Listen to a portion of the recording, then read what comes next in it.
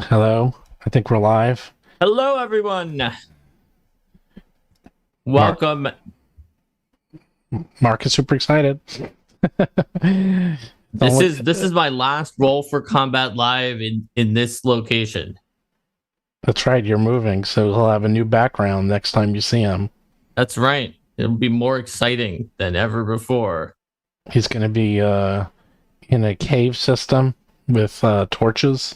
There you go. I don't know where he's Yeah, going to be. and we'll have statues, but they'll be labeled on the floor plan as like a star, like a pentagram inside of a circle, so that you know. hmm So we couldn't find someone. This was a tricky topic. The best person to find to help us with this topic would have been Derek from Knights of Last Call. But once again, I'm very surprised how few people know the true history of Dungeons and Dragons and TSR.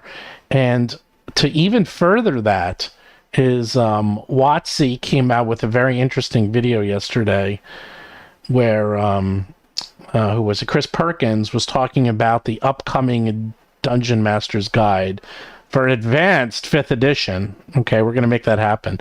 So for Advanced 5th Edition, he was talking about how they were reorganizing the DM's guide, and one of the sections they're putting in there is a history section, because he said so few people know who any of these Tasha is, or Xandar, or like anyone, or even just like like basically anyone from any aspect of Dungeons and Dragons, if hasn't been for more than a year ago, then a lot of people don't know who it is. And he was explaining how there's such a rich history of Dungeons and Dragons, and there's a lot of characters in it, and like Bigby's grasping hand, like who's Bigby, and all this stuff, and they're gonna have a whole glossary explaining this. And I was like, wow, you know what? He's kind of right. If you think about it, because why and how would anyone know about all of the history of D&D, except, like I grew up with it and you grew up with it sort of, more or less. I mean, you're a little younger than me, but you still grew up with it enough. And like we were there like when it actually was being developed and created.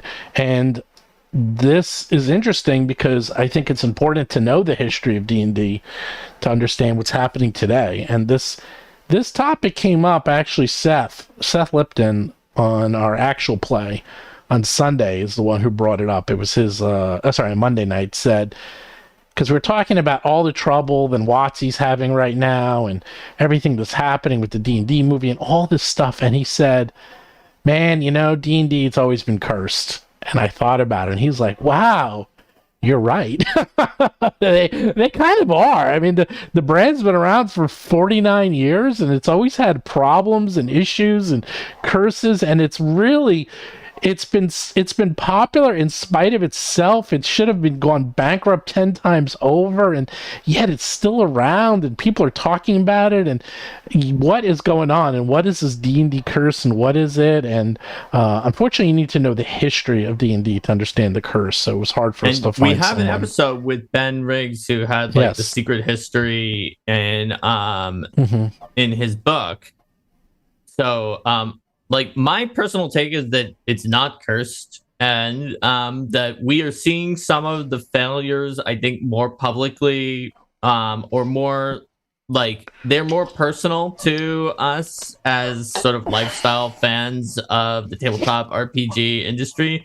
I'm guessing a lot of big companies have had ups and downs that are similar to that people just either don't pay attention to as much or don't like sort of overfit our recollections to as much, because D&D has had a lot of great successes and it's definitely had some failures. I think there's probably reasons for those failures more so than like a curse or bad luck. I think it's like it's potentially due to the conflict between the sort of the fans in the companies that have made D&D who know the game and they love the game and they're making the game, and sort of the business people in the companies, and not always the narrative of the business people mess everything up and they should have just let the creatives do whatever they want, because some of the failures in those earlier companies were because the creatives who didn't have any sort of business sense made decisions that wound up not making any sense for them. So like it's just sort of the intermeshing and interworkings of the company. A little more mundane than a curse.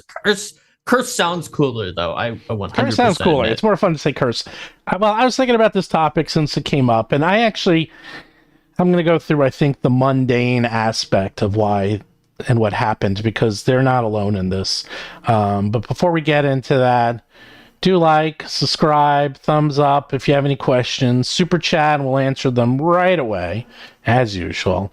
And also, Or some definition of right away. Right, some definition right away. Right away is usually within the next half hour. But we do answer it. We do have also a survey up, if Mark, you want to put in the link. So, yeah, let me just find that link. We have a product called the Year of Monsters. And every month we come out with a new monstrous ancestry or race or species, whatever you want to call it, to play.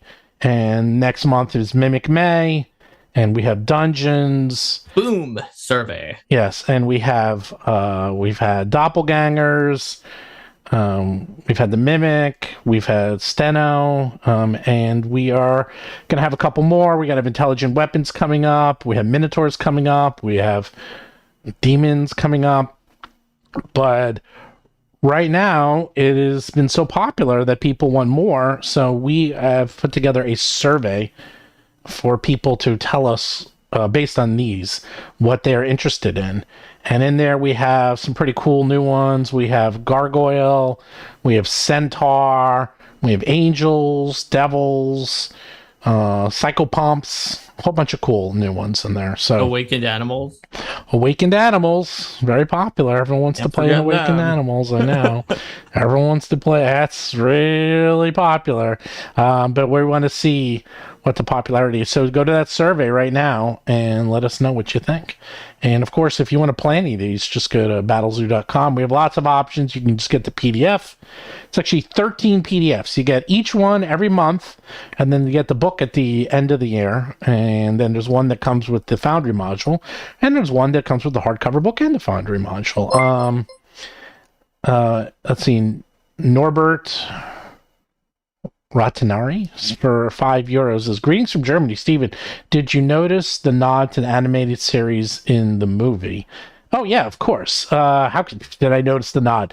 Yes, of course I noticed the nod to the animated series. In fact, there was a behind the scenes showing them filming it that came out on YouTube about a week ago. That's pretty fascinating. So if you wanna check that out. But yeah, there's a lot of like small tidbits and Easter eggs in the movie, if you will. So anyhow, let's get back to this D&D Curse. So the D&D Curse. Did you see the movie yet, by the way, Mark? You're not a big movie guy, though, right? I don't go to theaters. Man. I watch it when I can watch it at home Right. and discuss things with Linda and laugh about it together. Wow. Whereas that would be rude to do in the middle of a theater. All right, I guess so. I don't know. I like going to theaters. I've actually been on a kick and going to the theater almost weekly now because I forgot how much I enjoyed it.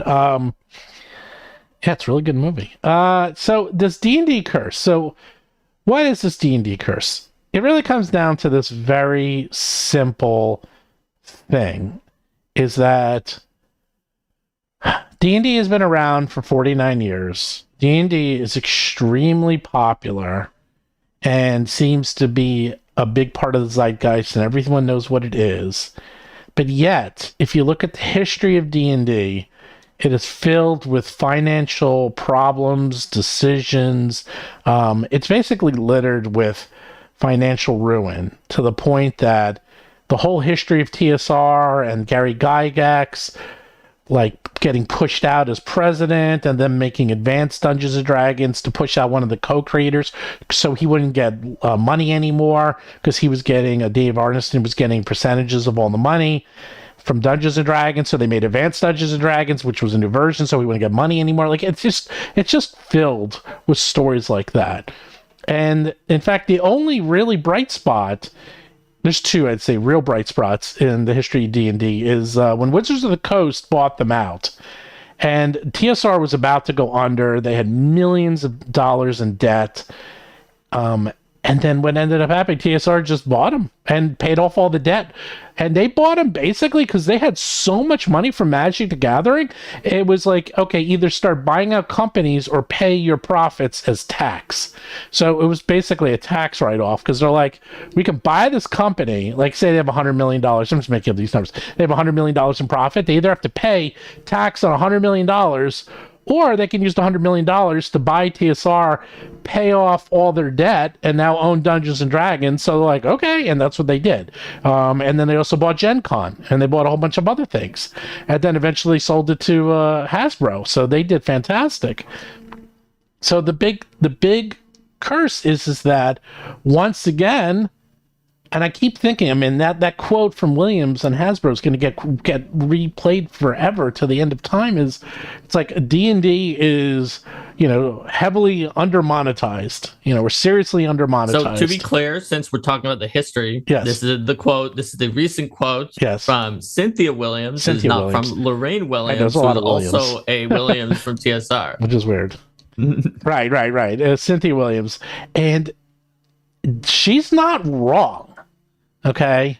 But let me tell you, they're not the only ones. Okay. So this has always been a problem, is that whenever you have something creative, and I'm going to use another example, comic books. Okay. Comic books were phenomenally creative. Comic books are, were very popular for a very long period of time. And then they pretty much cratered, and they just were not making that much money. They in fact, Marvel went not out of business. They went bankrupt, and DC isn't doing much better. They still aren't doing that great. And it's like, how do you monetize a creative item that is really sold through books and written material? Okay. How do you do that? And the way you do that, especially nowadays, is through movies, television shows, co-branding deals, and so forth. And that's really the issue, is like, let's back up a little. Let's look at let's look at Hasbro and WoTC. Like right now, I don't know if you're gonna look this up, Mark. I think WoTC and D&D made like $150 million last year. I think that's what they made.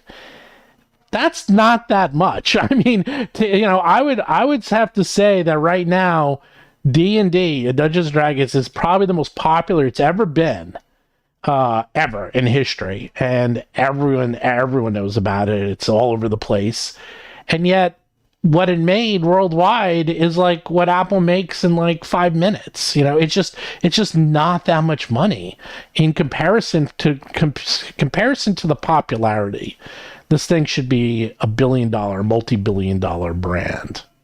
And the issue is whenever they try to seem to want to make money off of the brand, the culture cries foul and gets really angry with them and thinks that they're killing the brand by, selling out or making movies or making TV shows or anything that can get them serious cash, because unfortunately selling $50 books really is not going to make them that much money. Especially realistically, you can buy a book once or twice and you're set for life. You don't need that many books.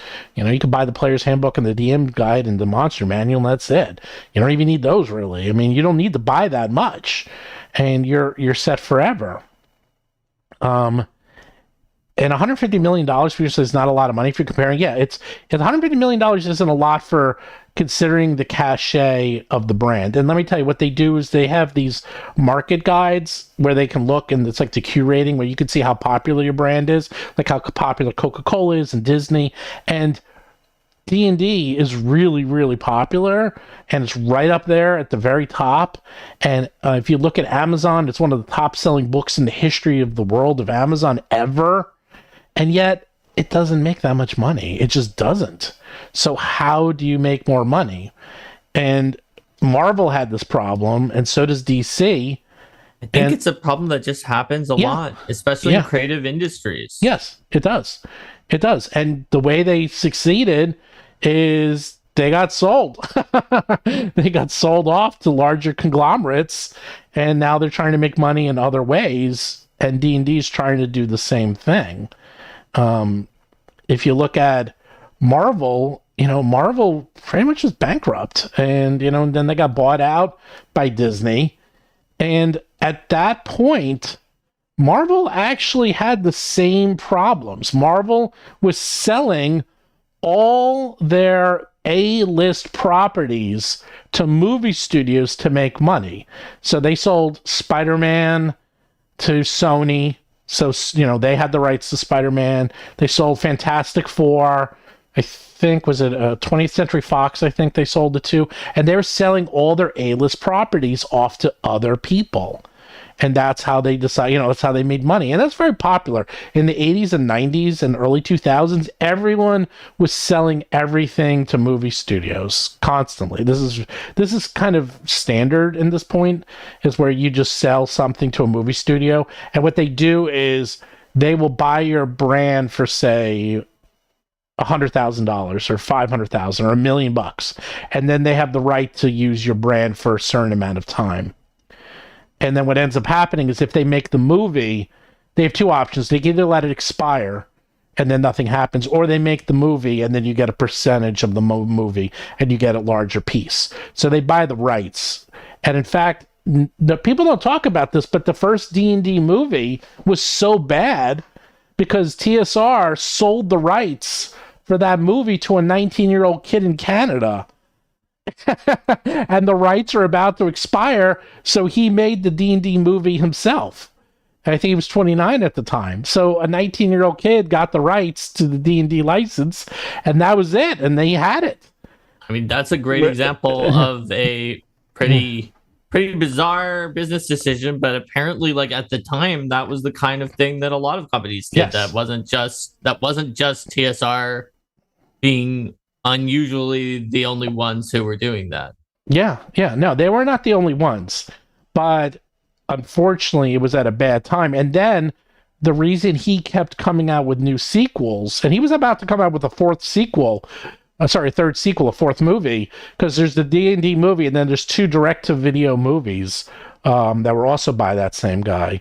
And Hasbro managed to finagle it away and finally get it back and get the rights back, but TSR sold them off. And it was very common, very, very common back then, just to sell off the rights to anyone because it was free money. But unfortunately, things changed. And in fact, that's what happened with Marvel, is when they were bought out by Disney, Disney was like, and you can look, this is all history that you can look up. They were like, oh man, what are we going to do? All we have is these like B-list and C-list superheroes, like Guardians of the Galaxy, Ant-Man. What the heck are we going to do with these things? And you know what? They figured it out. They took Iron Man. They still had the Hulk. They had a couple of them. But if you think about it, these are not the A-list. These are not the A-list people. Doctor Strange, it's like he was A-list, but only for like a very hardcore crowd. Iron Man, same thing. Like, these are not. Spider-Man was by far the number one. And the reason Sony, by the way, kept making Spider-Man movies is, here's something you guys can learn, is that if they didn't make a new movie within 5 years of the last one, the rights went back to Disney. So they would just keep coming out with new movies. In fact, do you know why Disney is coming out with new live action movies of Pinocchio? And they just did they're doing one for like Moana or something. To keep the rights, right? To keep the rights, that's right. They just keep coming out with them. They don't care if they make money. They couldn't care less. I mean, they like them to make money. You're going to see this. They're just going to keep coming out with new movies on all their properties, their popular properties, like Aladdin, because they have to do it, I think, like every 16 years. And if they don't, they can lose the rights. They can lose the copyright. They're literally just coming out with movies to keep the copyright alive in perpetuity. That's all they're doing. And they're just going to keep coming out with new movies constantly. So you're always like, why are they coming out with this crap over and over again? Because if they don't, they lose the rights. So they're just going to keep coming out with them. So anyhow, back to the original Curse is that, so right now, and I'll let Mark talk. I'm just sort of like giving my thesis right now. Is that I mean, that's fine. I gave my thesis earlier that there was not really a curse. It's just kind of business decisions. We remember the ones that do badly, but they had ones that did well. Like after they were going down and Wizards bought Dungeons and Dragons from TSR, like third edition decisions really saved them from a downward spiral, and sort of the OGL, all of those things created a very successful ecosystem. And 5e similarly really revitalized the brand. So I think that it's just a cycle of booms and busts, and we remember the busts. That's my thesis. Oh, and someone did the point of order. You're right. Marvel Studios did make Iron Man, Thor, Incredible Hulk, Captain America, and was the process of making the Avengers when Marvel. You're completely right. You're 100% right. That's that Marvel Studios was in the process and starting to make those movies. And because what happens is when Spider-Man came out, it was doing so well, and they realized, crap, so they made their own studio, and then they started to come out with their own movies, and that's when things started to ramp up, and that's when they were bought out by Disney. But the point is that these creative properties have a very, very hard time of really monetizing themselves. And unfortunately, the only way you can really monetize yourself, and the ones that figured it out, which is going to go back to the VTT, is the video games. Okay, so video games were also in the same boat very recently. And they have the benefit of technology and the internet. Okay, before the internet, video games were in the exact same boat. They would come out and they could only sell so many video games. You could only sell so much. But once the internet came around and live services came around, suddenly you can sell subscriptions. Suddenly you can sell loot boxes. Suddenly you can sell, gotcha items. You can suddenly become an online storefront for your game. And that's where all the money is now. And that is where Magic the Gathering went. And unfortunately, they tried the movie front. And, that movie, the D&D movie, was really good. And they did. I'm like, if you look at it right now, D&D is as popular as it can be, pretty much. The movie was excellent and has done great word of mouth. It came out. They did an amazing press tour. They had tons of co-brands. They did everything right. And it still is barely going to break even. So if this is as good as you can get, and this is the best you can do, and you're still not doing that great, then that's going to tell you that they are going to have to change the script, and they are going to have to make D&D into an online brand video game with microtransactions if they want it to grow. It's that simple. And I know I've said this on broken record, but this is it. Like, they're not going to make any more money. They really only have two paths that I can see. Okay, I'll give them three. There's three paths. Is that A, they make D&D Advanced 5th Edition so freaking good that everyone in the world goes and buys it and plays it, which can happen. Okay, Trivial Pursuit happened. Settlers of Catan happened. Like Ticket to Ride happened. Gloomhaven happened. It can happen. But I'd say these games are big. I'd already say D&D is bigger than all those combined, to be honest. And I think it is. So that's the thing. So they just make it so freaking good that everyone in the world just has to play it. That's the first thing they can do. The second thing they can do is they sell Dungeons and Dragons, and that will make them a ton of money. They'll make at least a couple billion off that, at least 1 billion. And the third thing they can do is they make a virtual desktop and turn D&D into a video game, or into a video game-esque product where they can do microtransactions to the end of time and then co-brand that with everything else. Yeah. So that is where we're at. I am done talking, Mark. You can give your two cents. I don't disagree with you on the ways that they can help monetize. Yes. I just, like, as I said before, I don't think it's a curse, and I don't think that it has. I don't follow the history of a lot of big companies. I only follow the history about things I really care about, right, like Dungeons and Dragons. And so I'm convinced that if I looked at any other company to that same degree, I would also see like these periods of, oh my gosh, what did they do? Where it goes down, and periods of renaissance where it goes back up. And we are living in a world where we have a survivor bias. I mean, just like when it comes to like people that you meet and obviously they're ones who are still around. And similarly, we see companies that have survived up until now. So they're going to be ones that went down and then went back up at some point to survive. The companies that just went down and down and down and down and died, they're gone. And so I guess I don't subscribe completely to the thesis of your friend from last night who said that there's a curse that's on Dungeons and Dragons. I think it's more nuanced than that. No, but it does sound more nuanced. A curse sounds cool. Yeah, a curse sounds cooler. way cooler. Yeah, way cooler than there are market factors at work plus decision making that combine the creatives who do the game with the business people who sometimes didn't see eye to eye, and sometimes either side would make the wrong decision, and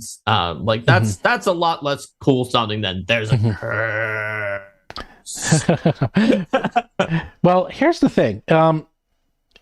Take a look at, if you read Briggs's book, the one thing, if you read any of these books in the history of D&D, they all have the same theme in them over and over and over and over again.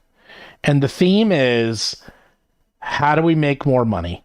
And it's like, it's fascinating. That's the curse. The curse is that every single person, except strangely WoTC, when they were owned by WoTC, not Hasbro WoTC, was like, it must be maddening that they're so popular and everyone knows them. And if you type in and look at the zeitgeist, everyone knows what Dungeons and Dragons is. I told you, I was sitting around. I mean, that has to do with Stranger Things, but like, it was like a school teacher talking about Vecna. And I was like, how the heck does anyone know who Vecna is? I mean, it was just insane. Like, all this knowledge about D&D has seeped into popular culture, and they really helped invent. Think about, there was another book. I can't remember the name of the book, but there was another. I know. There's a history. There's a more detailed history that almost everything in video game culture came from Dungeons and Dragons. Like the concept concept of leveling, levels, and spell even hit systems, points being called hit points, armor class, the strength, all the. I mean, not that many video games use armor class anymore, but so many other things that are in video games just flat out came from there. So much came from D&D. D&D is the birthplace of so much modern geek culture. It really is. It is the birthplace of everything. Yeah. And yet, when you are Lorena Williams and you see how much money it's making, and you're like, damn it, how is this not a 10 billion? Cynthia Williams. Cynthia Williams. How is this not a 10? Well, I bet you she said it too. I bet you everyone said it. Like, how is this not a 10, 20, $30 billion brand? How is this thing making $150 million? This is the crux of everything in the world. How is this possible? Seriously. I'd be going nuts. I'd be going crazy. And that's the problem. I mean, it's a difficult thing to monetize well in a way that feels good and doesn't feel like just a cheap attempt at monetization. Speaking of which, there's 2 super chats. We have Parmajin for 4,000 Hungarian forint. Says Magic the Gathering is already a loot box from the beginning. They can't grow from there. They maxed that out. Neither D&D Online nor Neverwinter Thrive. What about that? So Magic the Gathering was a loot box. You're completely right. And it has grown. It's actually become it became $1 billion brand last year. First time ever. Yeah. I feel like it's growing just on its own. I guess they mean it can't grow by becoming more of a loot box. And I mean, I'm not sure about that. They made it more of a loot box recently. They're up to phase 2. So phase 1. So Monopoly is a good example. Okay. Now remember, Hasbro owns Monopoly. You're going to hear, if you've watched the show, you'll know this. Is that, so something like half of all the United States households have a Monopoly set in their closet. Okay. Does anyone play it? No, of course not. No one plays it, but everyone has one. And Hasbro had to figure out, how do we sell more Monopoly sets? So they started to co-brand it. And that's where you got, Monopoly Harry Potter, Monopoly Clue, Monopoly Dungeons and Dragons, Monopoly Golden Girls, whatever you can think of, they came out with a Monopoly set for. Because people do they have a Monopoly Steven Glicker yet? No, they do if not. Why not? I saw, though, and each of the spaces can be like one of your backgrounds that you have in things, like one about like racing and martial arts, and then you have to collect a Monopoly. Sure, I would do that. I could make one. That would be. I don't know what would be. Actually, I do know what would be like Park Place and Boardwalk. Now I think about it. By the way, so my mom is from Atlantic City, and all the names of the streets are from Atlantic City. So growing up, I was always like, oh yeah, I had the connection to Monopoly growing up. Because we went down there all the time to visit my grandparents. So, see, I got another weird connection. But the point is that people buy it. Like, they just came out with a It's Always Sunny in Philadelphia Monopoly set. Really? Like, Monopoly, like, that is like such a weird stretch, but I guarantee people will buy it. They'll laugh. The pieces are really cool. The set looks great. I guarantee no one's going to play it, but it looks great. That's how I almost feel. I think people did a study on how many people actually play those Novelty Monopoly ever, and it's pretty low. Yeah, it's they just super get low. It, and then they don't play it, which is the best case scenario for Hasbro. Yeah, they love that. They love that. I feel bad though, because it's like the amount of work that went into these sets is probably a lot. Like, it's a lot of work to come out with this stuff, and they really can put a lot of love and effort into it. They really like dove deep into the lore of that show, and yet it's like, I guarantee people are like, they open it up, they look at it for 5 minutes, it goes on the shelf, they never look at it again. Pact Magic Gathering. See, you get your money's worth when I answer your questions. They came out with the D&D Magic, and that was their best-selling Magic set ever. So now, and it takes about 2 years for them to ramp up. That's the time frame. Now you got what's the Doctor Who Magic set. Now you got the Lord of the Rings Magic set. And have you seen how expensive Lord of the Rings Magic is? It is very, very expensive, and there's a lot of different variants. So they're going to just keep co-branding Magic the Gathering till the end of time, and that's the second version. They have not gotten to that point yet with D&D, and that's the other problem with D&D. How do you co-brand D&D? Like, I mean, you could. Yeah, you could. I mean, they did that somewhat. They had Magic the Gathering D&D co-branding, right? Yes, and they had Stranger Magic Things. the Gathering settings. Yes. They did Stranger Things. They did Rick and Morty. Those are good co-branding. They did Rick and Morty. Yep, they did that. They could do it like with Game of Thrones. They could. You could do it with that. A lot of those properties just do their own TTRPGs, but you could do it. There's a lot of fantasy that could be co-branded with it if both sides wanted to, and it was not too much of a royalties thing, right?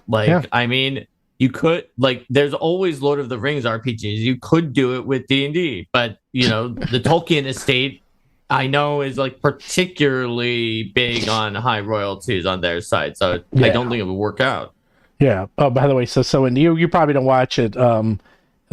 It's Always Sunny in Philadelphia. It doesn't sound like your type of show, but there is one of the most popular episodes of all time, to the point that they did a sequel to it, which is always a bad sign because the sequel is not good. But they had a show called The Game of Games, and you should watch that one. They're playing a game, and the Game of Games is like the craziest, drunkiest, it's one of those games you play with your friends where everyone's just making up the rules as you go along, and it's just like one of those like organic games, Mark.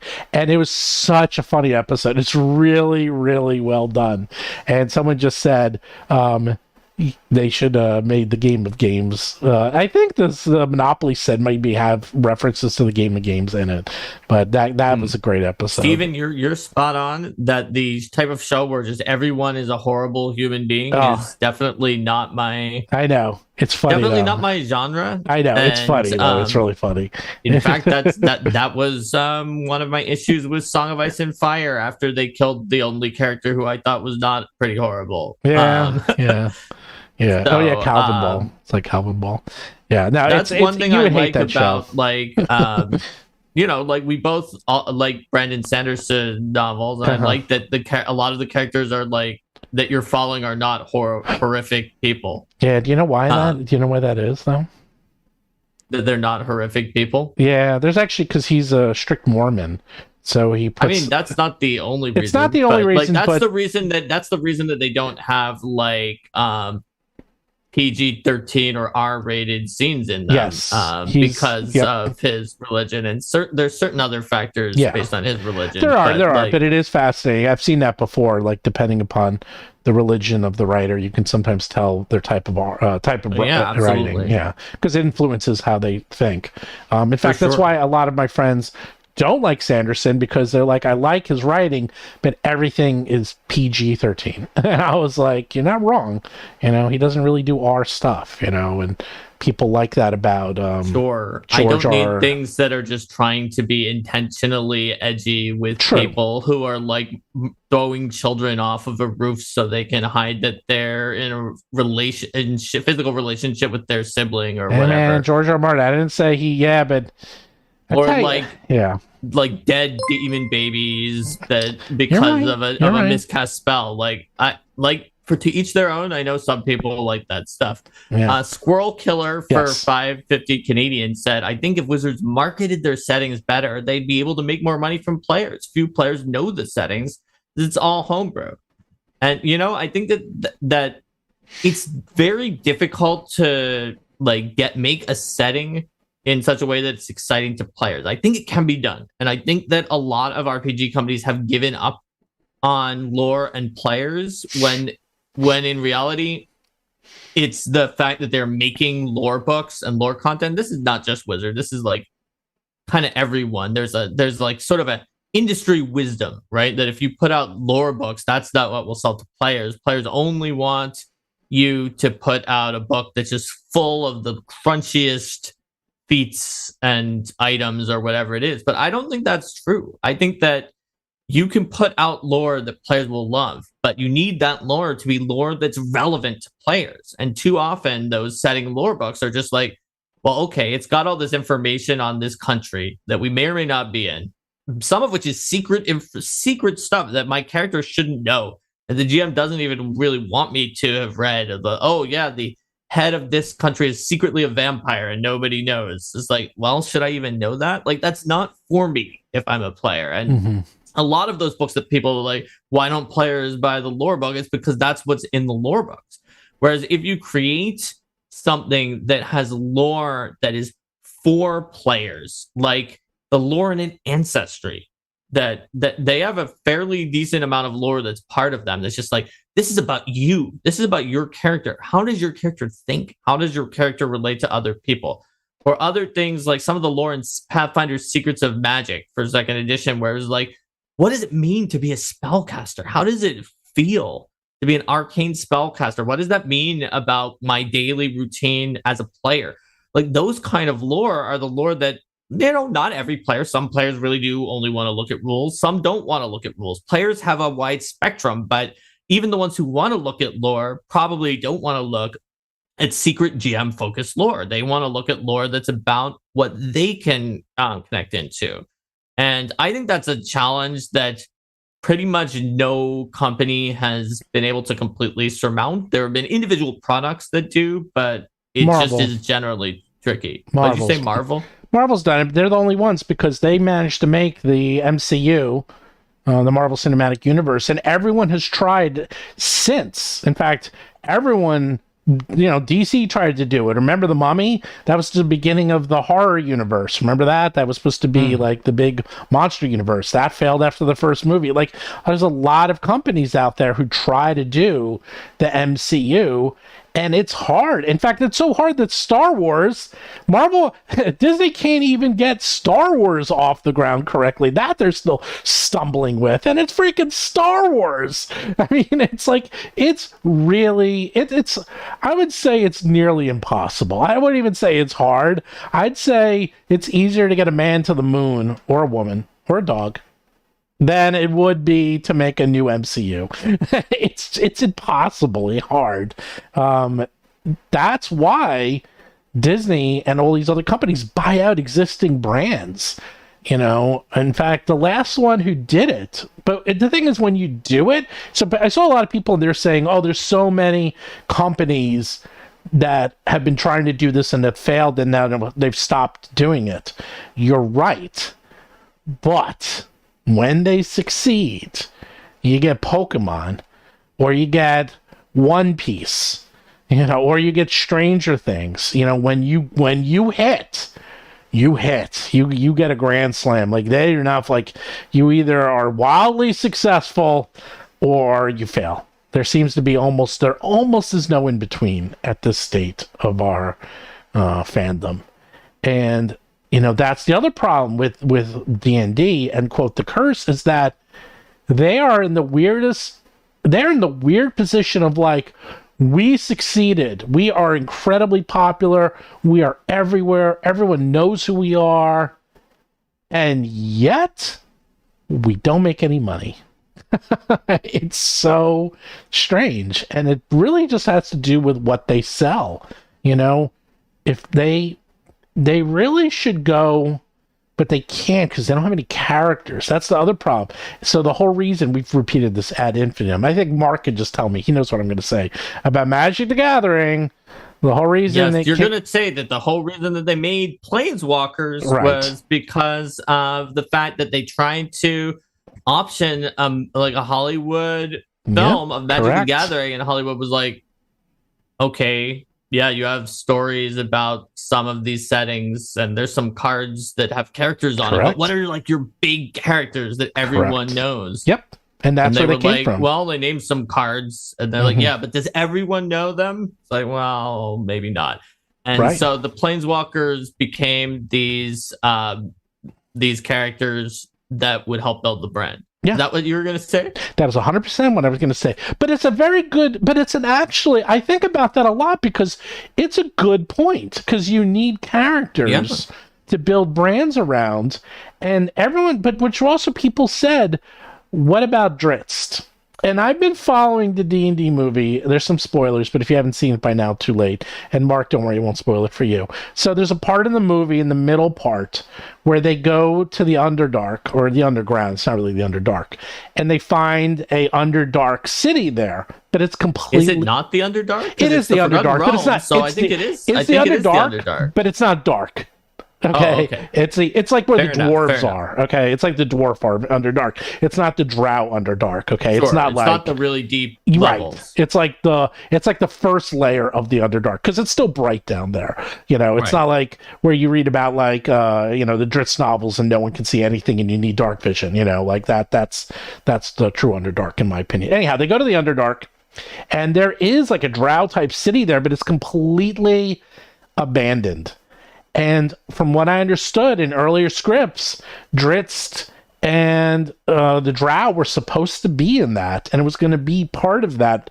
They kept it in, but they took it out because, unfortunately, the only episode of Community that is currently banned on, I believe, Netflix is the one where... The D&D one, because they had someone in blackface. Because they had someone in blackface who was really a drow, but I could see where the two can, you know, it's how do you play a drow? It was a drow, but also the joke in Community was that it was cringy that they dressed up like that as a drow because of and everyone told them like they should, the character, you should not have done this. You should not have put on that.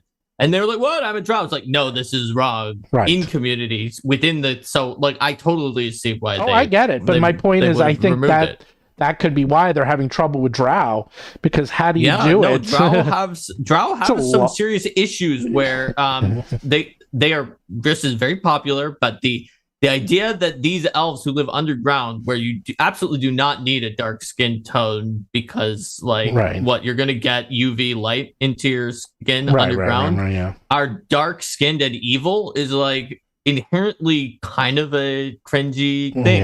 It's difficult, right? It's very difficult, and they know like it's inherently that's the problem. They're like, okay, Drizzt is really, really popular. Why don't we make a Drizzt movie? And they keep saying it. Now they'll do Drizzt cartoons because cartoons are fine, but real life, It's going to be really tough, man. That's going to be a really, really, really tough sell. Because it's just I don't see it. I don't see it in my lifetime where they're going to be able to make it with unless they completely rewrite it. It's going to be, it's just not. They can't do live action, and that's a problem. Is that a lot of their currently very popular, very famous live action possibilities are very cringy, and they can't really do it. So that's why they got good Hollywood actors, and they got a great story and a good villain, and I mean it was a really good movie, and yet I couldn't tell you the name of anyone from that movie. It's like I don't remember anyone. Characters are important, and people in chat were talking about how they don't like Sanderson's prose, but like his characters are strong, right? Mm-hmm. There's actually a lot of authors who grew to be popular based on writing characters that people really empathized with, and even if their stories or narratives, and I don't necessarily think this is that much about Sanderson because I don't care as much about like if I wanted great prose, but for a book that I got kind of bored and stopped reading, I would go back to reading Kingkiller Chronicles and like The Name of the Wind and those because the prose was really good. But I stopped because I just was like kind of bored. I was like, he's trying to do things and like this obviously obstructive and kind of like I don't know what's going on. Like, female characters coming in and just like getting him away from what he's trying to do. And I don't understand this character. And I just wasn't interested in the characters and their relationships with each other. I was like, at this point, this character is either secretly evil or is just like probabilistically causes him so many problems and that I just don't care. And, the prose was way better than the other fantasy novels that I keep reading, but I just didn't care about the characters, so I stopped. So I think that's very important.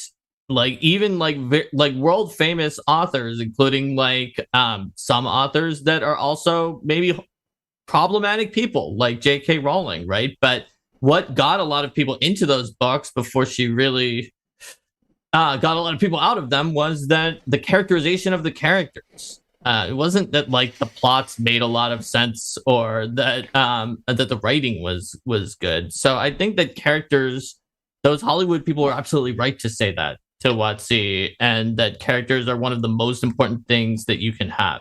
Now we had a super chat from Rage the Promised End who was agreeing with you, Stephen, about the licensing and says it feels like in 3rd edition where there were Diablo and Warcraft D20 systems that were in there, and absolutely, but back then, this has been happening in everything worldwide. It's not limited to D&D.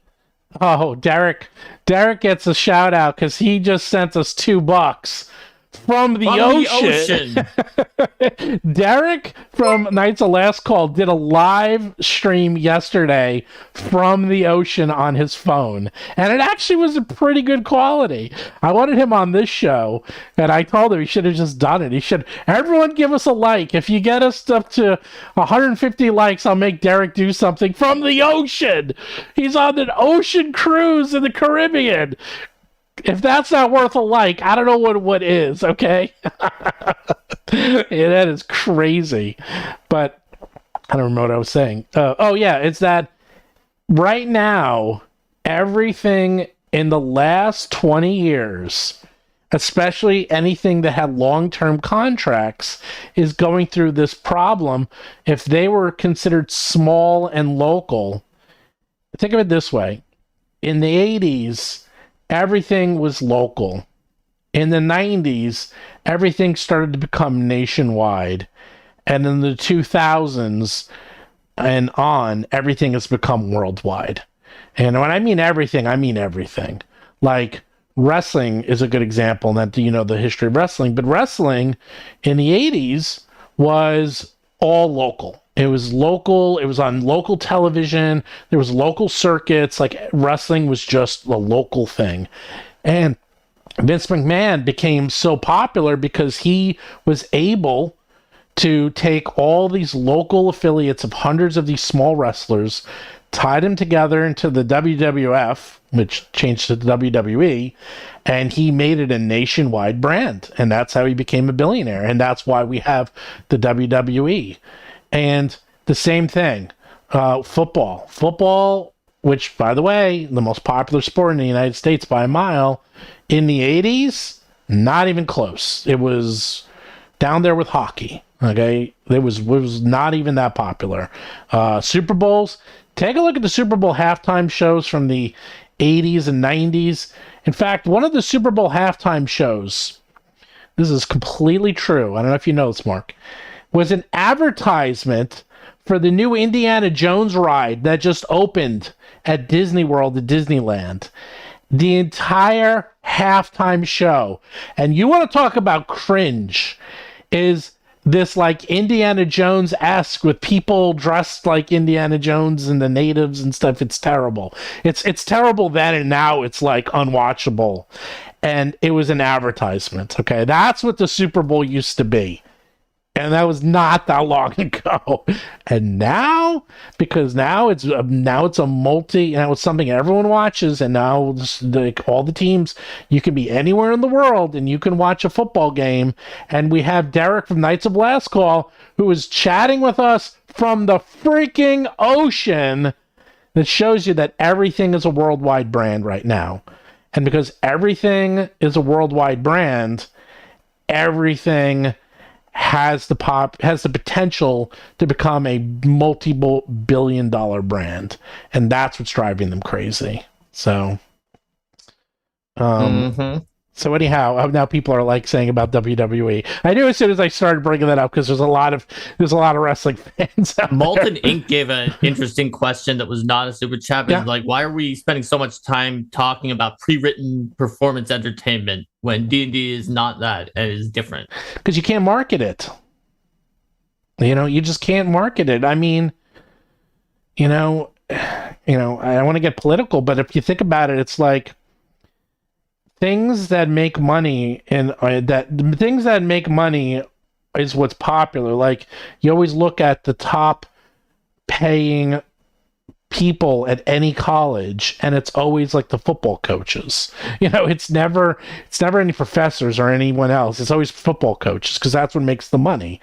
So right now, Critical Role has been not doing as well because it did really well during a pandemic. People were home, they had nothing to do, they would sit around, and you can watch people playing D&D for 4 hours. But now the numbers are way down because people aren't in a pandemic anymore. I mean, they're still doing good numbers. They're doing just okay down compared to themselves. But people are like, you can absolutely market it. Disney does it all day long.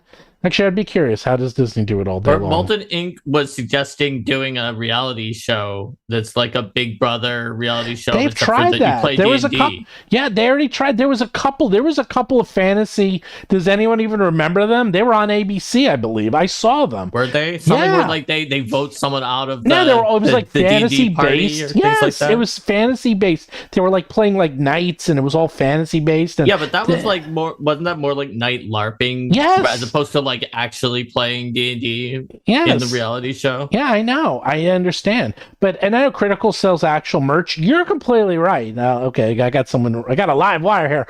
You are completely right. But we're talking about pennies, man.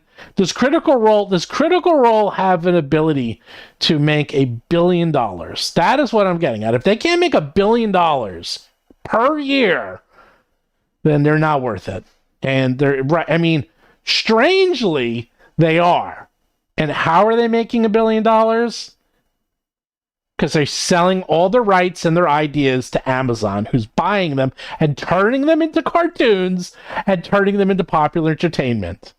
Because they had characters that people liked and wanted to see on a cartoon. Which brings us right back to what we were saying before.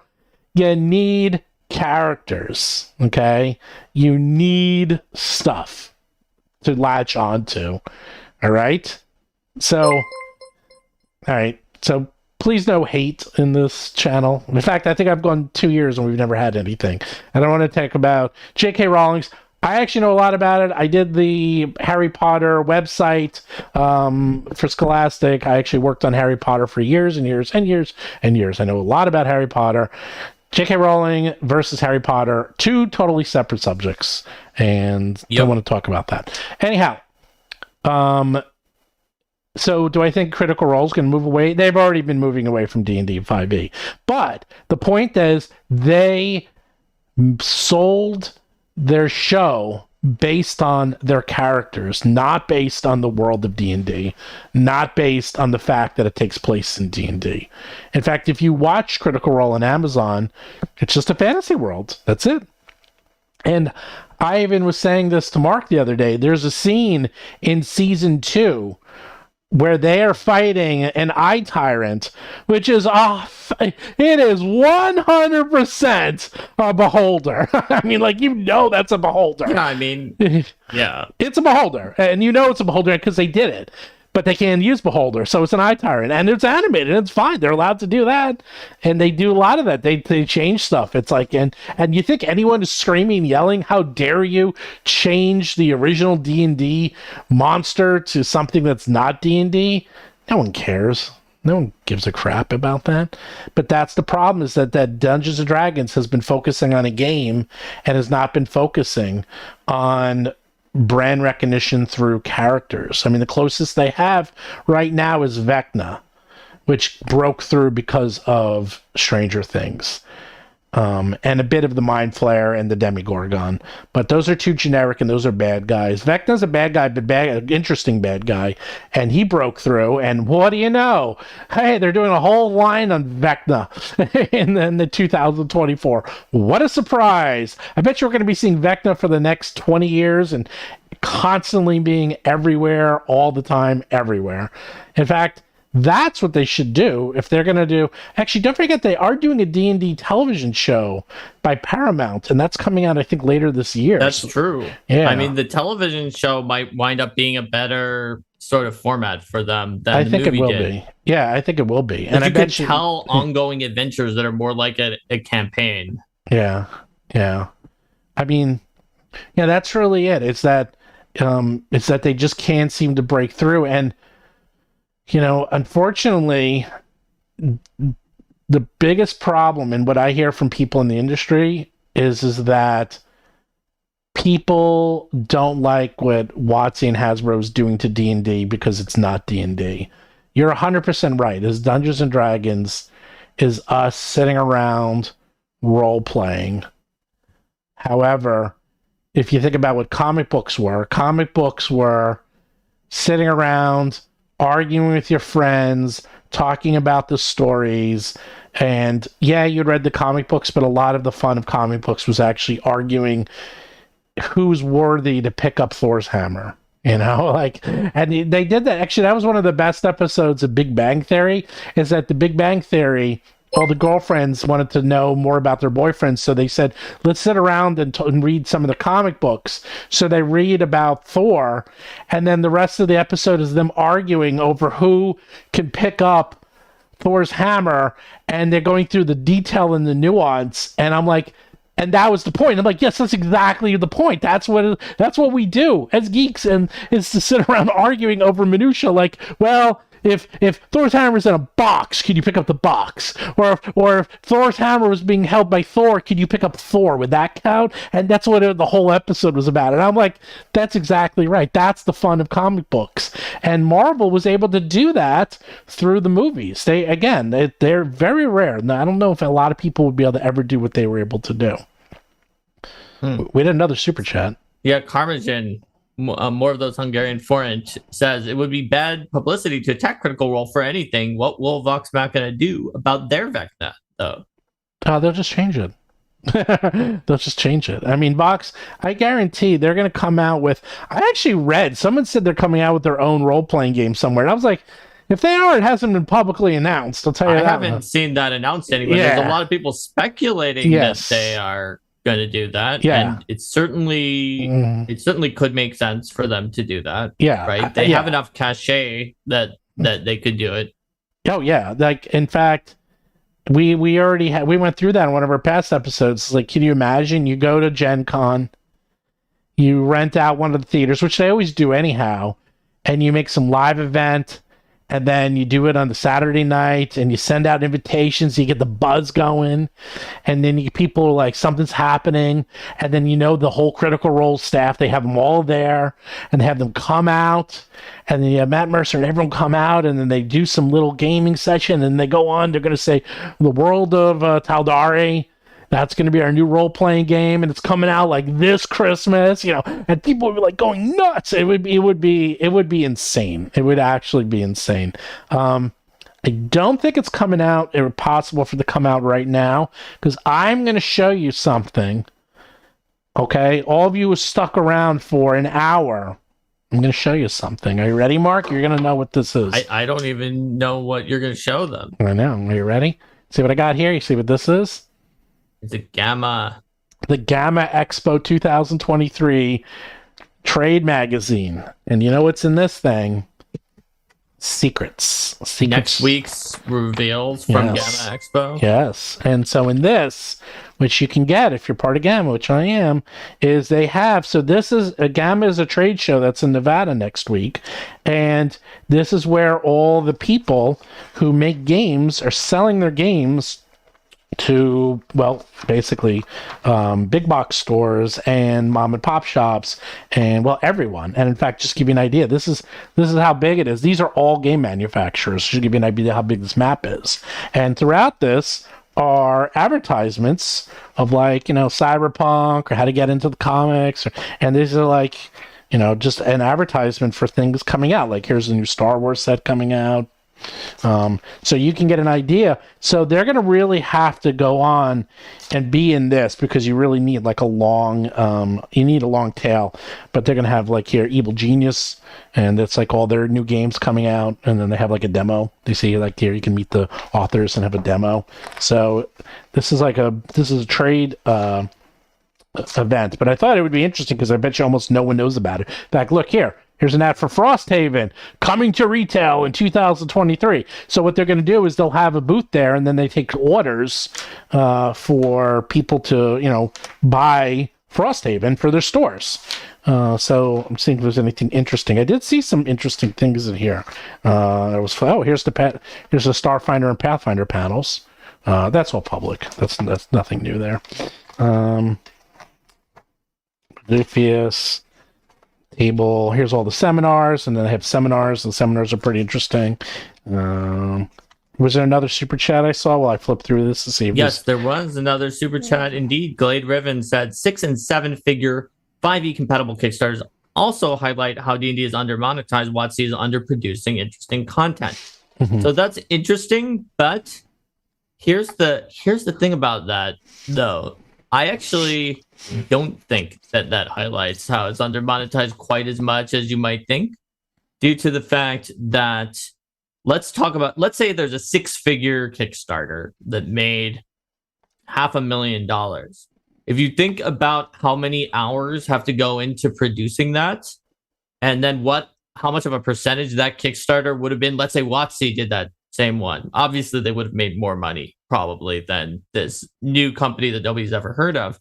But compared to 150 million, 500,000 is not really that much, and they probably would have had to put a lot of hours into it. So if anything, those Kickstarters show that the ecosystem is strong and can support a third-party market, but I think it is healthier for Wizards to have third parties doing those Kickstarters than to have tried to buy more in-house hours by hiring more people so that they could be the ones that were putting those out. I think it would wind up maybe even not making them money, maybe even losing money if they did that, unless they could guarantee it was going to be millions each time. That's my personal thought on that, though. It does definitely show that there's space in the ecosystem for a lot of other things, but I think it's healthy for third parties to be doing some of those. By the way, so here's a big one. This is the big one I was thinking about. So Disney's coming out with this new game, trading card game, and they're actually putting Mickey in it, which they're putting everyone in don't do. Oh no, they put everyone in it. This game is going to be gargantuan, and they have a demo. I'm like, damn. I'm like, that is going to be popular, and that's already gotten a lot of buzz. And here's something new. DM Dave is coming out with something new called called Badge Quest, which is some monthly magazine of some sort. Ah, Yeah, I don't know about that either. cool. I know, but the cool thing is you get to find out a lot of stuff. I'm kind of flipping through it. But this I is mean, those Gamma magazines are kind of basically a giant advertisement, but they're an advertisement for cool stuff. So Yeah. I can see why they can be exciting. Yeah, no, they're interesting because this is an advertisement for what is coming out for next year, or sorry, later this year, because they want you to buy it now, and so that's what this is. This is basically Right. There's a couple of things in here, but I don't want to spoil anything. I don't want to spoil everything, so I gave a couple spoilers, but you can go in there. Okay, I was missing all the chats. Yeah, Lorcana Mickey, new trademark. Yeah, Lorcana. They've been working on that for a long time. They've been working on that, it says, for quite a while, so we'll see. But yeah, the big issue is that's the curse, is that you can have an incredibly popular brand, but you can't seem to be able to make serious money off of it. And that's the problem. So, and they're going to make money. And I know people are thinking, oh, well, how can you make money on a VTT? Because it's going to be a video game, man. It's going to turn into what it's not. The same way is that, and this happens all the time, is that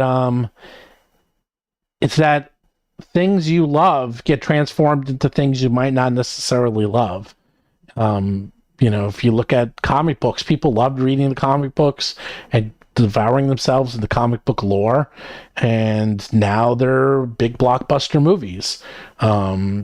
Star Wars, the same thing. I mean, there was a lot of people who really liked the Star Wars expanded universe and were really into the books. Especially in the last, like in the 90s and the 2000s and even recently. And people really were into those books. But you know what? They don't make that much money. They're going to make only a certain amount of money, and it's not that much in comparison. So they kind of killed it off, and it kind of stinks. But, yeah, people, it's fascinating. A lot of people there seems to be two very big camps. Half of them are like, the new VTT is going to be completely a bomb, because VTTs, quote, are always a bomb.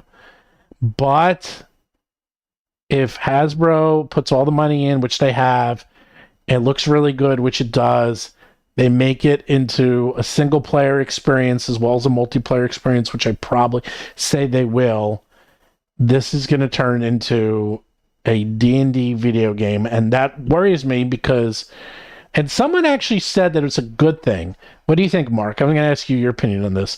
Someone said that having the video game help narrow the game focus and make it more cohesive, because it has to work on a computer, is going to be better for D&D in the long run than having it completely open the way it is now.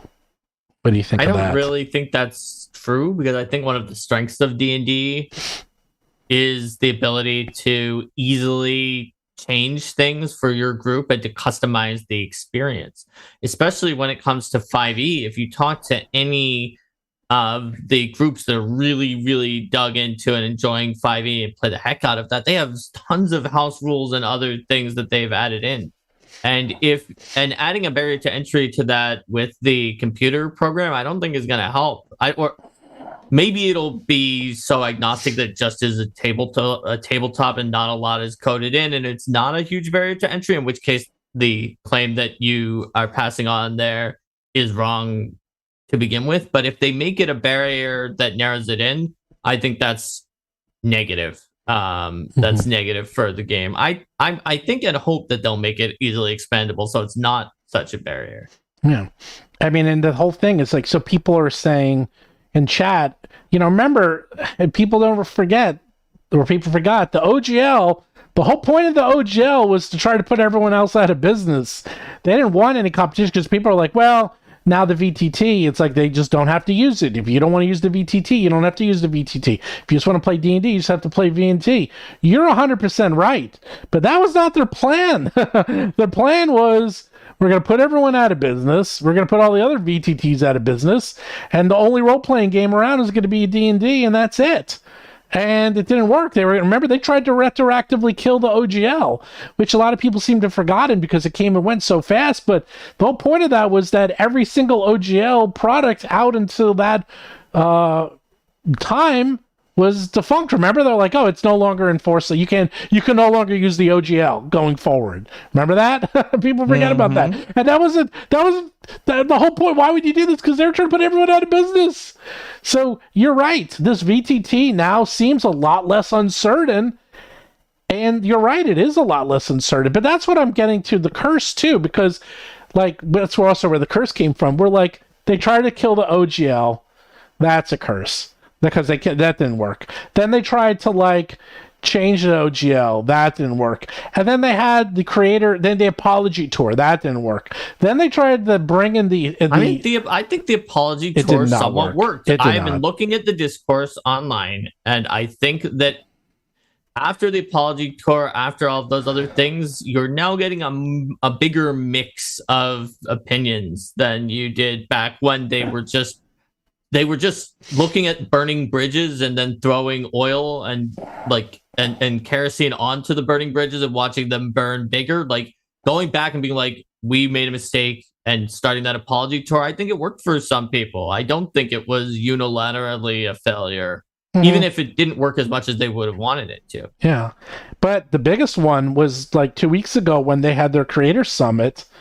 And that was a disaster. I mean, they couldn't there's other people have done pretty good stuff on this. And they're like, man, if you can't get your most hardcore fans to get on board for this, like, oh man, they're in trouble. And that's basically, it's the curse is that they can't get out of their own way. Is that the curse is you can have a really successful brand that is a community-based role-playing game, or you can make a lot of money, but you can't do both. I think it really comes down to that. It's like the two are mutually exclusive, and they've able to. Do you think that's just sort of like a cycle that that will never end? That will always move towards. First, they trying to make it more successful, but then that made the community upset. So then it's just kind of in the same way that education reforms always seem to cycle back to the way it was done, like 2 or 3 education reforms before. People like, wait, let's try this thing, and it's just sort of a circle of all the same ideas. Silverthorn Goodtree says Dungeon of Naheulbeuk French not monetized at all.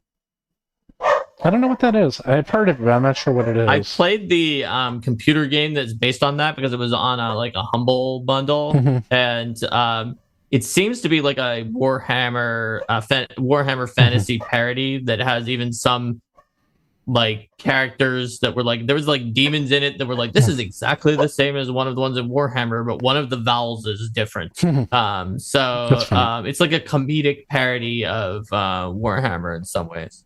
Yeah, I mean, I think that's really the curse. The curse is that it's turning into a cycle. Is that you can get really, really popular, and you can be part of the zeitgeist, but you can't really make that much money off of it because, in the end of the day, they're selling books that allow you to talk and tell stories and do imagination. I mean, 150, 200 million is still not bad compared to how low it was before. Yes, I agree that the brand is so saturated that you would think it could make even more than that. But you know what? Here's the thing about Disney, which is going to be the craziest part, is that Disney, if you look at how much money they make, so all their movies, most of their movies make $1 billion. Every one of them, until recently. And then you would think, how much do you think the movie division makes for Disney's profit? Now think about this. Like what percentage of their profit? Yeah. I think like not very much. It's got to be the theme park. They've been upping the price of those theme parks like a lot. Okay, you know your stuff, or I've said this before.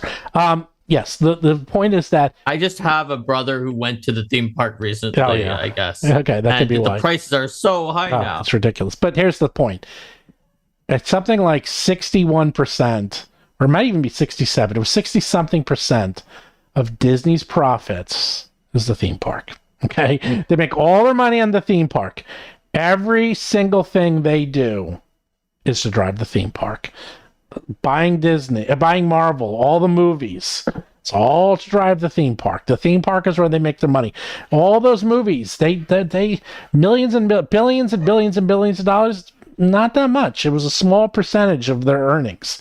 All their money comes from the theme parks. And that's the point, is that their creativity in buying these brands is to drive people to the theme park. The problem with D&D and some of these other brands is that that's the end of the road. They don't have... There's not a Dungeons and Dragons theme park. Right. Where you go on a ride and get isekai'd into the world of Dungeons and Dragons. Like, unless you're in the cartoon. Unless you're in the cartoon. TV, why did it not happen in real life? But that's a good point. Why couldn't? Because they wouldn't own it, you know. But that's the good point. Is that the D&D ends with D&D. But if D&D can then go into a movie franchise, if D&D can then go into a television franchise, they used to be in books, and they're still in books, but I don't mean like role-playing books. I mean like books. They don't make that much money, and they're a lot of work. You know, it's like they do okay. Unfortunately, the real money is in. Well, I'll tell you where the real money is. The real money is on video games, because last year, mobile microtransactions. So you're saying $150 million is a lot of money for D&D? What? No, I said compared to previous amounts that D&D has made. Last year, like in 4th edition or whatever. Mobile transactions, mobile games made $200 billion. I'm not shocked. When you started saying last year mobile transactions... dollars. I started guessing in my mind, and I was guessing that it was going to be in the 100 billion. But 200 billion is still more than I thought. 1/5 of $1 trillion. Okay. They're going into this market. Okay. Have you noticed every single time they say, why did you go? Because they were using, they weren't using the Unreal Engine. They were using, what engine were they using? They were using a different engine, and they switched, and they said, well, why'd you switch? And they said, oh, because it works on phones.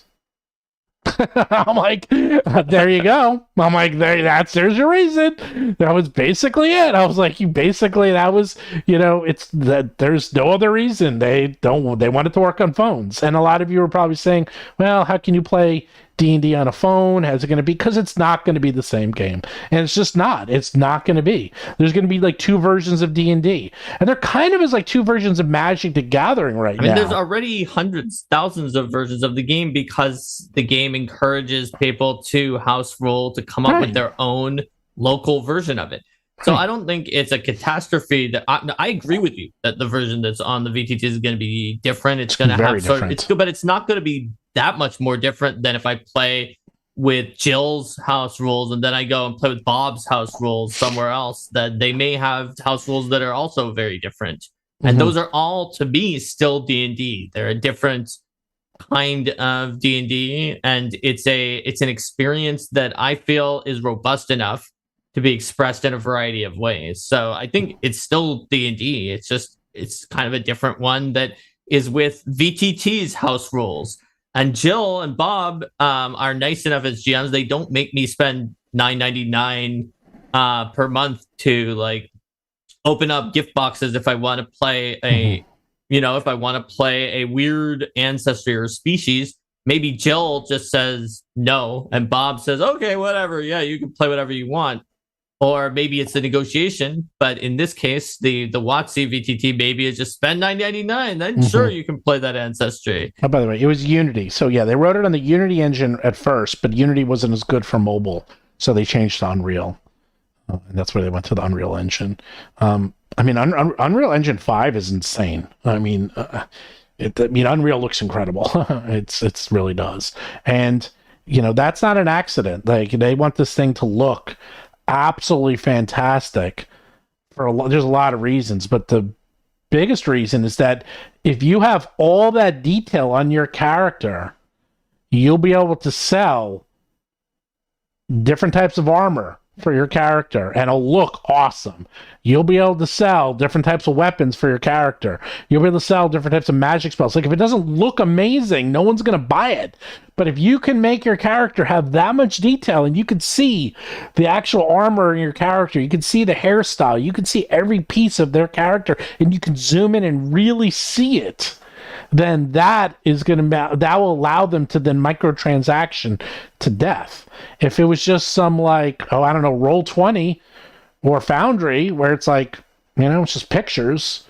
Okay, what can they sell? They can sell modules, I guess.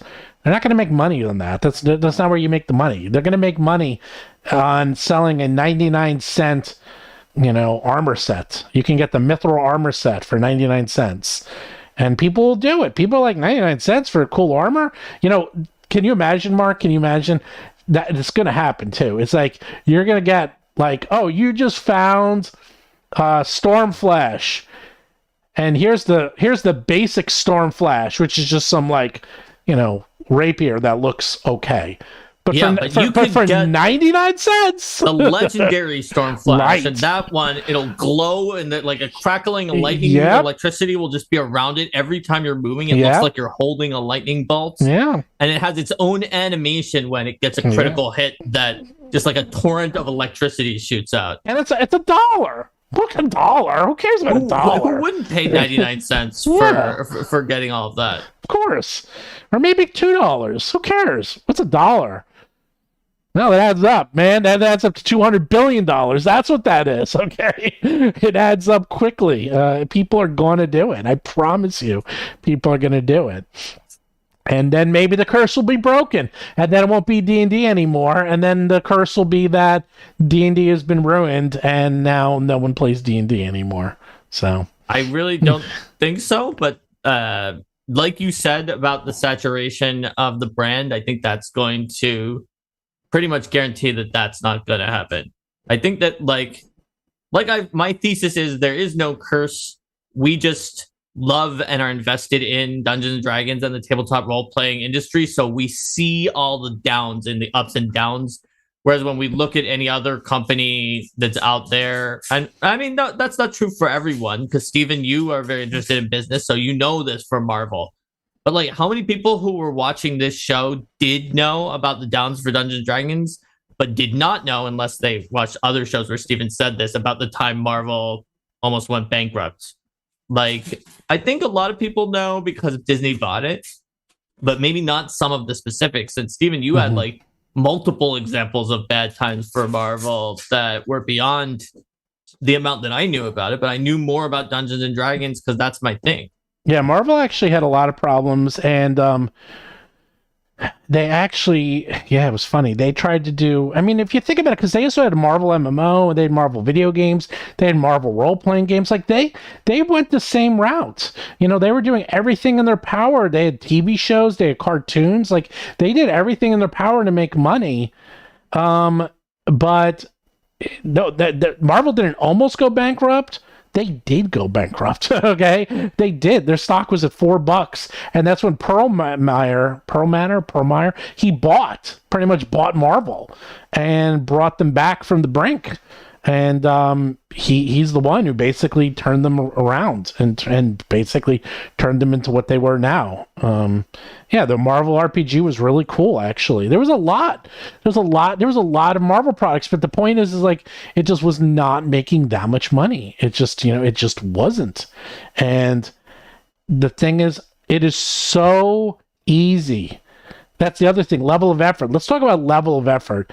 How hard is it, Mark, to write a role-playing book and have it published and have all the art put in and all that fun stuff? It's a lot. Level of effort is kind of what I was getting at when we were talking before about the super chat, about like, wouldn't WoTC want to add in these 200,000, 300,000, 500,000 Kickstarters? If it could be doing all of those, that's money that's not on the table, that take them all in and your 150 becomes 170, 180. The problem is, if it was doing all of those Kickstarters, the level of effort is way too high.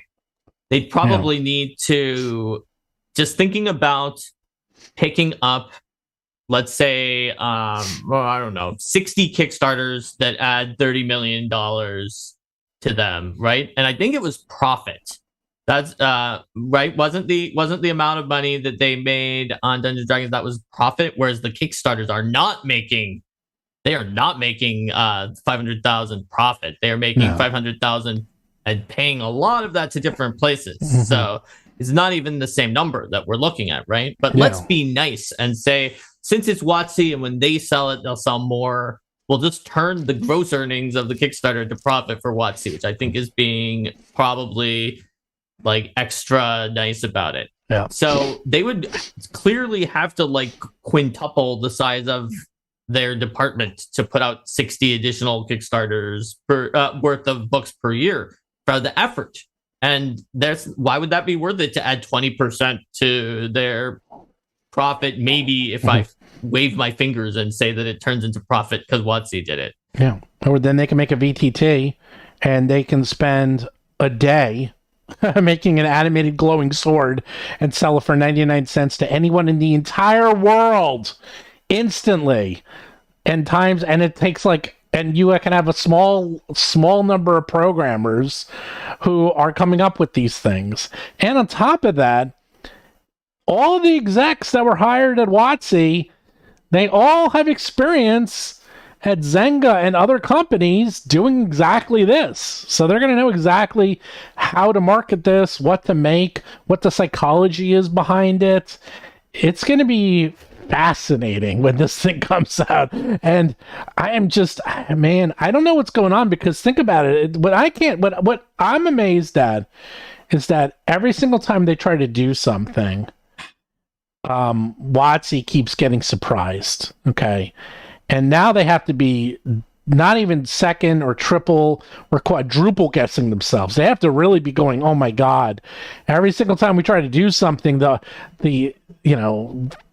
community is revolting on us. Why is this? Why won't they just let us do this? It's like I think they're being surprised is a really good point that I hadn't been thinking of as much. Because it was like some of the mistakes they made, you could be like, okay, I guess I see why the person who made that decision tried to do that. But the thing that's weird is that they get surprised and blindsided by it, right? Over and over again. If you think about the fact that they posted that pretty inappropriate thing that one time about opening the door and then Tiamat comes in suddenly and attacks them, and then be like, this is what it's like to be us, wizards with the fan base, or the dragon attacking us. So not only was that an example of doing something that they should not have been surprised that people got upset about, but it showed they were surprised, right? It was a picture of opening the door and being surprised because Tiamat lurched out, and they said that was them. So they were even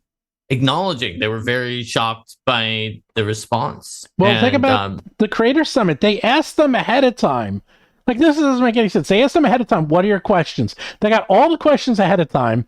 And then when they were asked those questions, not only were they surprised that those questions were asked, they didn't have answers. And I'm like, what is going on here?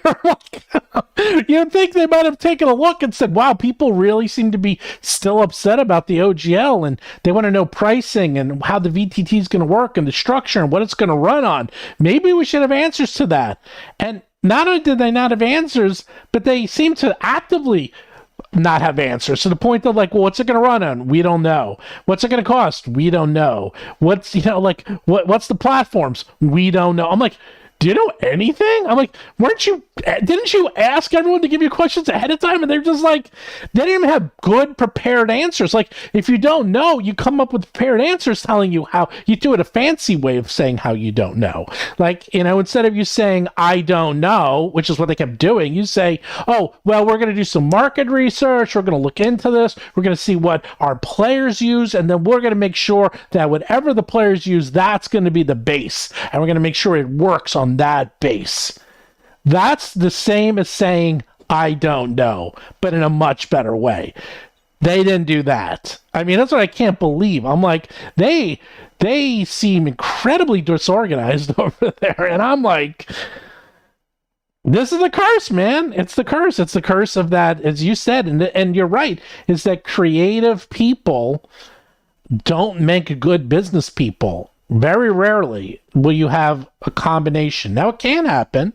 I'm not going to say it's not impossible. And I would say in this day and age, with so many Gen Zers, I'll call them, growing up as both content creators and these people who are, doing YouTubes and streaming, when they go into business, they're going to be a lot more savvy about this stuff, and they're going to be pretty good at it because they were bred with this. They grew up with this. This was part of their culture. People talk about, like, well, Bill Gates got really rich and really, he was able to become what he was because of Microsoft. No, the reason Bill Gates became Bill Gates is because his dad had a computer, and he learned how to use a computer when nobody had computers back in the 70s. There was no one had computers, but he had one. So by the time he was in college, he had thousands of hours of experience on something that no one had experience on. So he was able to use that and leverage that and turn into a business. That is the secret of most people's success, is having access to things that other people don't, especially if they're rare. And you're going to start seeing that more and more as the Gen Zers and others start growing up and they start getting in positions of power. And I'd be curious to see what D&D is like in another 20 years, when suddenly you have maybe the people that are running the company actually played D&D and have a background in doing creative ventures like YouTube channels or Twitch or video games, and aren't necessarily just suits that are trying to make money. I think that is the way that they get out of this, because what my thesis was that a lot of the friction is between people who, they love the game and are creative versus just like pure business money. They don't necessarily know very much about it. And we're seeing now that higher and higher positions are people who do also play the game but know business. Whereas before it was like, well, you have the people who were trying to run the business but didn't know how and were the creatives, and then the business people who didn't know the game. And I think as you meld it into someone who is just like, you get someone who is like, yes, I am the money person. I've done all the business school, but I grew up on D&D and I play it a ton. You get those people in there, and I think that that's going to possibly lead them to being able to make some really interesting decisions that will maybe help them do what they need to do. Because look, I get it. They need to do well enough and they need to make money. This is not just like them putting it out of the good of their hearts, but that also will be good for the game. And that's I'm hopeful about that. I don't like to be pessimistic and just be like, oh, nothing's going to be good. Nothing will ever be the same. It can't be as good as it was before. I think it could be better than it was before, potentially. But where there's going to be ups and downs that we're going to have to navigate through them. Yeah. Oh, by the way, a lot of people are jumping on the Bill Gates thing. Yeah, he did have a lot of investors, and his mom, he knew a lot of people. He had a lot of things going for him. But one of the biggest ones, if you read some of the history books on him, is that he did have experience. And this is not just him. He wasn't the only one.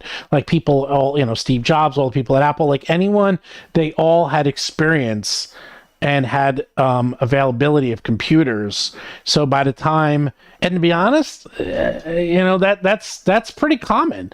There's that book that came out that talked about, they're the ones that came up with the whole concept that you needed 10,000 hours to master something. And once you had the 10,000 hours, you were a master at something. I forgot what the book was called, but that book basically went through and looked at very successful people. I'm sure someone in the chat will remember this, and it went through, and the one common theme of all these successful people was that by the time they get started in their field, they already had thousands and thousands of hours underneath their belt before anyone else.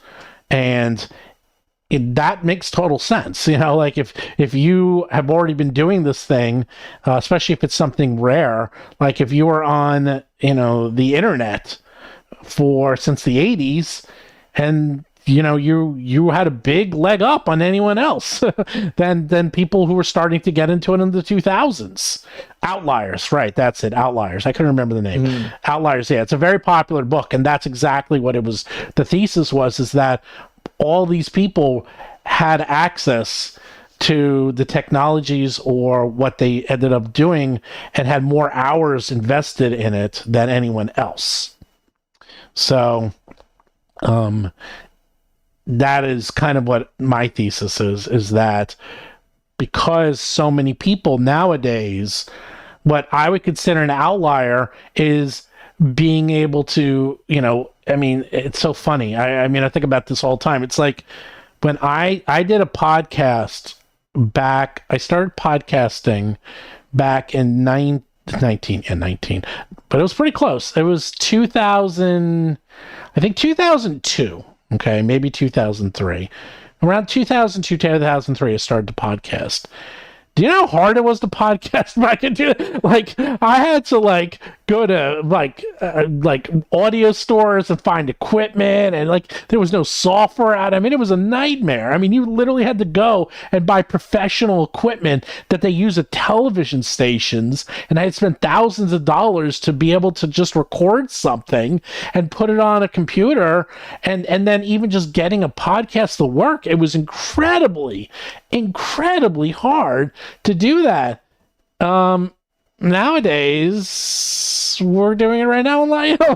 We press a button and we're on the live and you're all watching us. I mean, it's but because people were able to, anyone who started off being able to start off and do anything creative either through audio or video or engineering like that, I imagine in the next 20 years they're going to be really, really, really savvy when it comes to social media. They're going to be really savvy when it comes to using YouTube correctly or using pretty much everything that Gen Zers grow up on, like my kids. I mean, what I can't believe, but I always think about this, is whenever if I watch the Oscars or the Grammys, they know the Grammys pretty well because they're into music. But if you watch the Oscars, they don't know anyone. They don't recognize a single person. And when I was a kid growing up, the Oscars was like the end all be all. Like that was the place to be. That's where everyone wanted to be and to be seen. And now, my kids, they're like, they didn't recognize a single person. They don't know who anyone is because that's not what they watch. They watch TikTok and YouTube all day, and that's it. Actually, they watch Netflix too, but that's it. That's all they watch. They have not watched television ever. So I don't know how that relates to D&D, but how it relates to D&D is that you need the right people in there to market D&D, and right now the people they have in there are all software developers and Zynga people, which means where do you think D&D is going to go if that's who you have leading the brand? Yeah. I mean, that's where I think it's going to go. Yeah, that's where it's going to go. And then will the curse be broken? Maybe they'll make $1 billion, but I guarantee it. My favorite quote. Do you know my favorite quote? I guess Chris Cow isn't completely leading the brand. He is in charge of digital. Cox and Williams are above him overall in the entire company, and I'm not sure that guarantees that that's where it's going to go, but it's certainly something that he would bring up, and Zynga is very successful, so it certainly is a clue that someone who is successful at Zynga is there and is working on that. Yeah. And that's what was I going to say? Oh, my favorite quote. Do you remember my favorite quote? I've mentioned it before. Oh. Oscar Wilde? Which Oscar Wilde quote? He had so many good quotes. I know. He had one of my favorit quotes, which is his dying words, either the wallpaper goes or I go. Oh, that's a good one. I'm going to make sure. My favorite quote of all time, which I think about every day of my life. There's only two tragedies in life. One is not getting what one wants, and the other is getting it. And I'm like, He's 100% right, because Mm-hmm. I think about that all the time. It's like, remember when we were always like, can you imagine the day when Harry Potter and Lord of the Rings and D&D and Star Wars and all this stuff would be popular? Can you imagine what it would be like? And we're not the only ones. Well, guess what? They are now, and is it really that much better? Is it great that everyone is now a geek and everyone is into Marvel and everyone's into Spider-Man and oh man, and like, is it really going to be so great if everyone knows about Dungeons and Dragons and everyone's playing it? Is that going to be so good? I don't know. I don't know. I think it'd be cool just being able to talk about those things. And like you said, you thought it was cool when just these random people were talking about Vecna in a hospital, right? Like, Yeah. I think it's cool. I think I am very much in the opposite direction of gatekeeping. I think it's amazing if more people know things, a broader variety, the community grows. It can just only, in my opinion, lead to more possibilities and more cool things down the line. I think that being like gate kept in a small gated community where only a few people know about it is just not as interesting. It doesn't have as many cool possibilities. It hurts. We were once a special, super intellectual nerds with a secret devil culture, and now we're not anymore. Oh, silly. Although now people are giving us good quotes. I like that. So that's my favorite quote. Use the Force, Harry. Gandalf.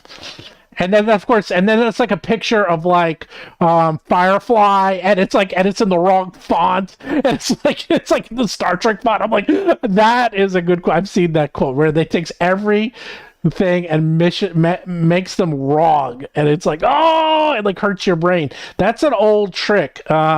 Here's a trick that will mess people up.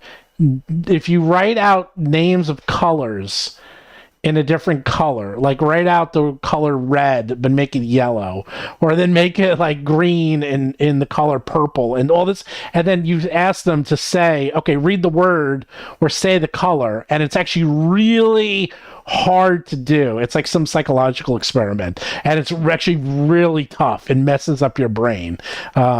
And that's what whenever I see like the quote in the wrong font, like if you see like a Star Trek quote in like a Star Wars font, you're like, oh, it hurts my brain. I don't know why it hurts my brains.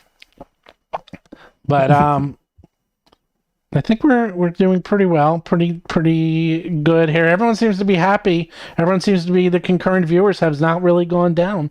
So, but I hear you people packing in the background. I actually hear the tape going on back there, Mark. Are you almost ready to leave? We're close. We're close. Oh, yes, I am Darth Vader from the planet Vulcan from Back to the Future. That was a good one. I like that one. Oh, that's right. Yeah, so that's right. That's the left side, right side brain test to like say the word say the color of the word, but it's written out incorrectly, and then your brain has to like go into overdrive to like what, because it's trying to like look at the color but say the word. We're close, and this time next week we'll be in a new place. And so you won't get to see these lovely white doors. Are you gonna get a cool bookshelf like everyone loves my bookshelf? Probably not, because I will be in the intermediate place with my parents, and I'm not gonna force them to like put up with my cool bookshelf until I have my own place where I can put up a cool bookshelf or whatever. So people don't. I don't know if people notice, but I change my bookshelf every week. I don't know if people notice that. Every week I change my bookshelf, and this week I found something very cool. I found the Dungeon Crawl Classics. These are back in the Dungeon Crawl Classic days. They would have these tournaments at Gen Con, and these are the ones I ran, and these are actually the DCC. I'm actually in both of these, and I forgot I had this from 2007 and 2008, and those are just fun little tidbits. Actually, Seth Lipton's in there too. But here's one of my favorite adventures of all time. This adventure, if anyone's ever seen this one, Dungeon Crawl Classic 50, Vault of the Iron Vault of the Iron Overlord by Monty Cook. I don't know if you've ever seen this one. Check this out. This is so cool, Mark. Look at this. This is the dungeon. How cool is that?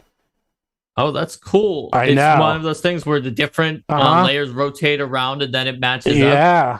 I've done something similar to that, but it didn't have as many layers as that, and it didn't have a really cool physical representation like that. Look at that. I was like, oh my god, this is the greatest dungeon ever. This is a great adventure. I love this adventure.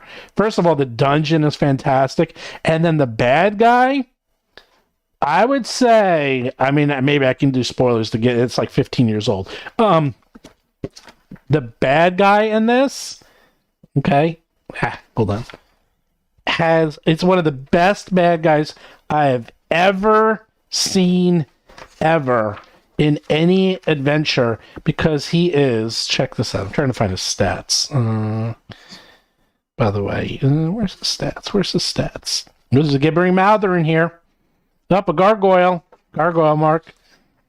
Gargoyle, I like gargoyles. Barb Devil. I'm a big fan of the Gargoyles series, the Disney one. Darrows are in here. A Mad Zorn. David Xanatos is just a good villain. There's good freaking monsters in here. Darrows, a lot of Darrows. There's a lot of puzzles in here. So I'll just show you the picture. So this is the bad guy. This is the Mad Overlord. Check it out. He's like a golem type guy. So his suit, there's talk about, this is where I really got some good ideas for. His suit has 3 layers. And oh, here it is. Look, there's a picture of him coming out. So after you destroy the first layer, the second layer comes out. So the Iron Overlord Stage 1 is a CR10, huge construct, right? And he has, so he's huge. His AC is 25, and his attacks are really strong. But then Stage 2 is a large construct, AC of 26, and he's a little faster. And then when you destroy that one, he becomes a medium construct with an AC of 27, and then he's like fast like a ninja. It's such, I was like, oh my God, is that a great idea? So he goes from this big tank to an average guy to a ninja. And he goes from huge to large to medium, because each time one destroys, the inner construct comes out. I freaking love this adventure. This adventure is fantastic if you want to get an adventure. I don't know if anyone ever saw it. And I love the stuff they still have, like, so interesting story for this adventure. I was coming back from Gen Con.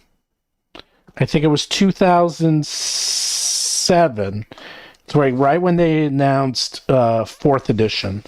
And you're gonna love this story, Mark. And everyone who's listening you're gonna love it. And I guarantee that you guys are gonna all feel what I had to feel. Are you ready? All right. Steven says I'm gonna love it. I'm gonna have to feel what he has to feel. So I will be the one to decide. Okay. I looked it up. So this came out in 2007. The height of 3.5. 4th edition was just announced. I had all my books. I ran the DCC tournament. I had all my 3.5 books. I had everything. Okay? Modules, everything I bought at Gen Con. I had it in my bag. I checked my bag. And I kept this in my carry-on because I wanted to read it on the plane. So I brought this on the plane. And then I actually had to connect in Philadelphia. And then I went to New York. They lost my bag.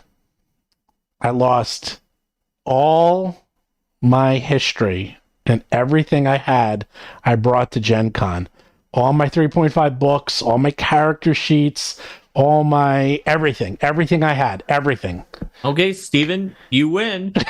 I feel it because it reminds me of when my stuff burned. Yeah. They're fire. I mean, when it is the worst feel. It's just gone, man. It's gone, McGrady. It's just gone. And I'm like, I don't even remember what was in there. And the only reason I have this is because I brought it on the plane with all me my to read. old Dungeons and Dragons stuff from like AD&D, Planescape box sets. Spelljammer. Yep. Just like, I know. yeah. And so to this I day, didn't even know that you lost all that stuff. I did. In the TSA. That's terrible. Yeah, I lost all of it, and I brought a lot because, and now of course it's heavy, so I'm not going to carry it on. Of course I'm going to check it, and they never found it, of course. And I mean, it really was more the history, and that was of course like the last I really played 3.5 because then fourth was announced, and fourth came out right after that, and then the next year I played fourth. So that was it. Like all my 3.5 stuff is just gone, and I was playing like Living Greyhawk back then. All my Living Greyhawk characters, everything's just gone, just gone. And I whatever. I mean, yeah, I bought the books. I bought more. I think I have 3.5. I don't even know if I actually bought them ever again, but. That was because fourth edition was coming out, so it's all gone. But I learned a valuable lesson, and that is I never, ever, ever check anything that I won't be able to live without. Ever. Yeah. No, like when we're moving, like all our financial documents are going in a carry-on. Because you know, not sending it with the mover, we're not checking it. Yeah, that's just where it's gonna go, and we have a lot of them, so that's all going in a carry-on. Yeah. No, I now have everything going carry-ons. I have all my everything.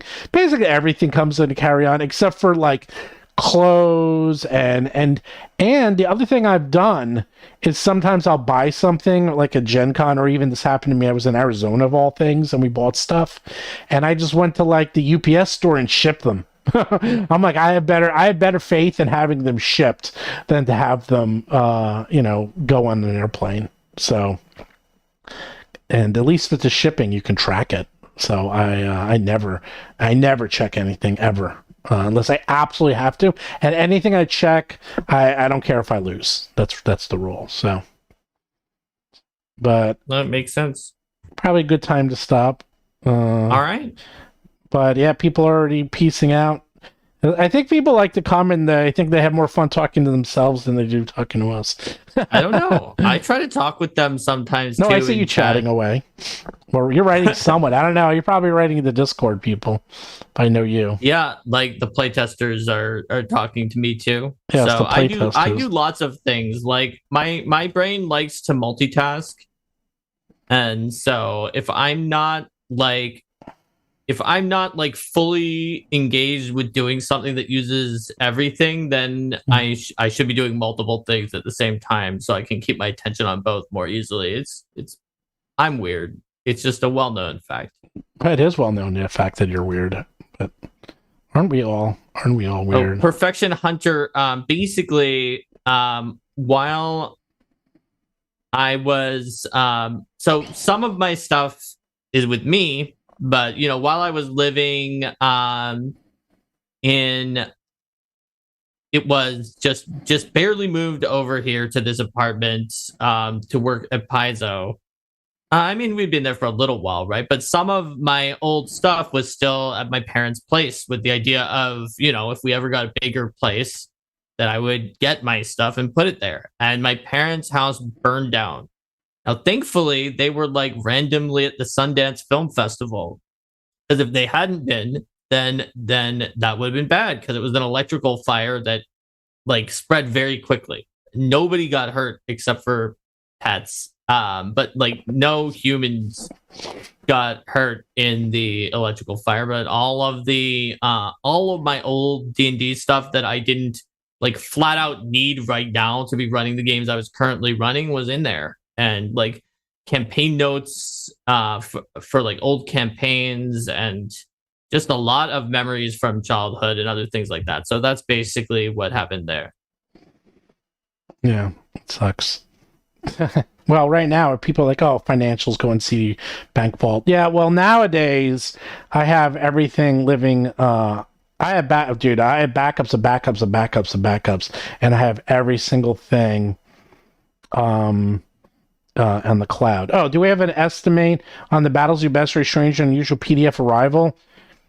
I'm waiting for one piece of art. Oh, it's literally one art piece now? It's a full page though. Oh yeah, okay. Those significant art piece, but that's great.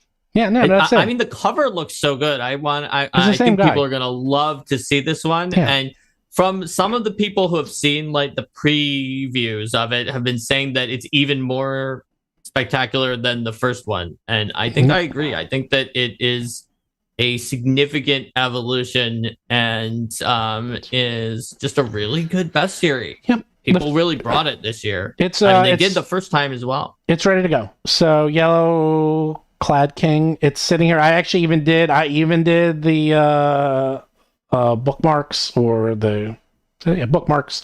It's everything's ready to go. The only thing I'm waiting for is actually that's not true. I got to write my intro, and I'm having a hard time writing the intro, Mark. And I gotta. That's actually the 2 pages. Actually, it's pages 3 and 4. That's all that's left. Page 3 and 4. Well, I mean, I can switch off Eldamon Trainer and help you with the intro. Although I do have to say, I was super stoked.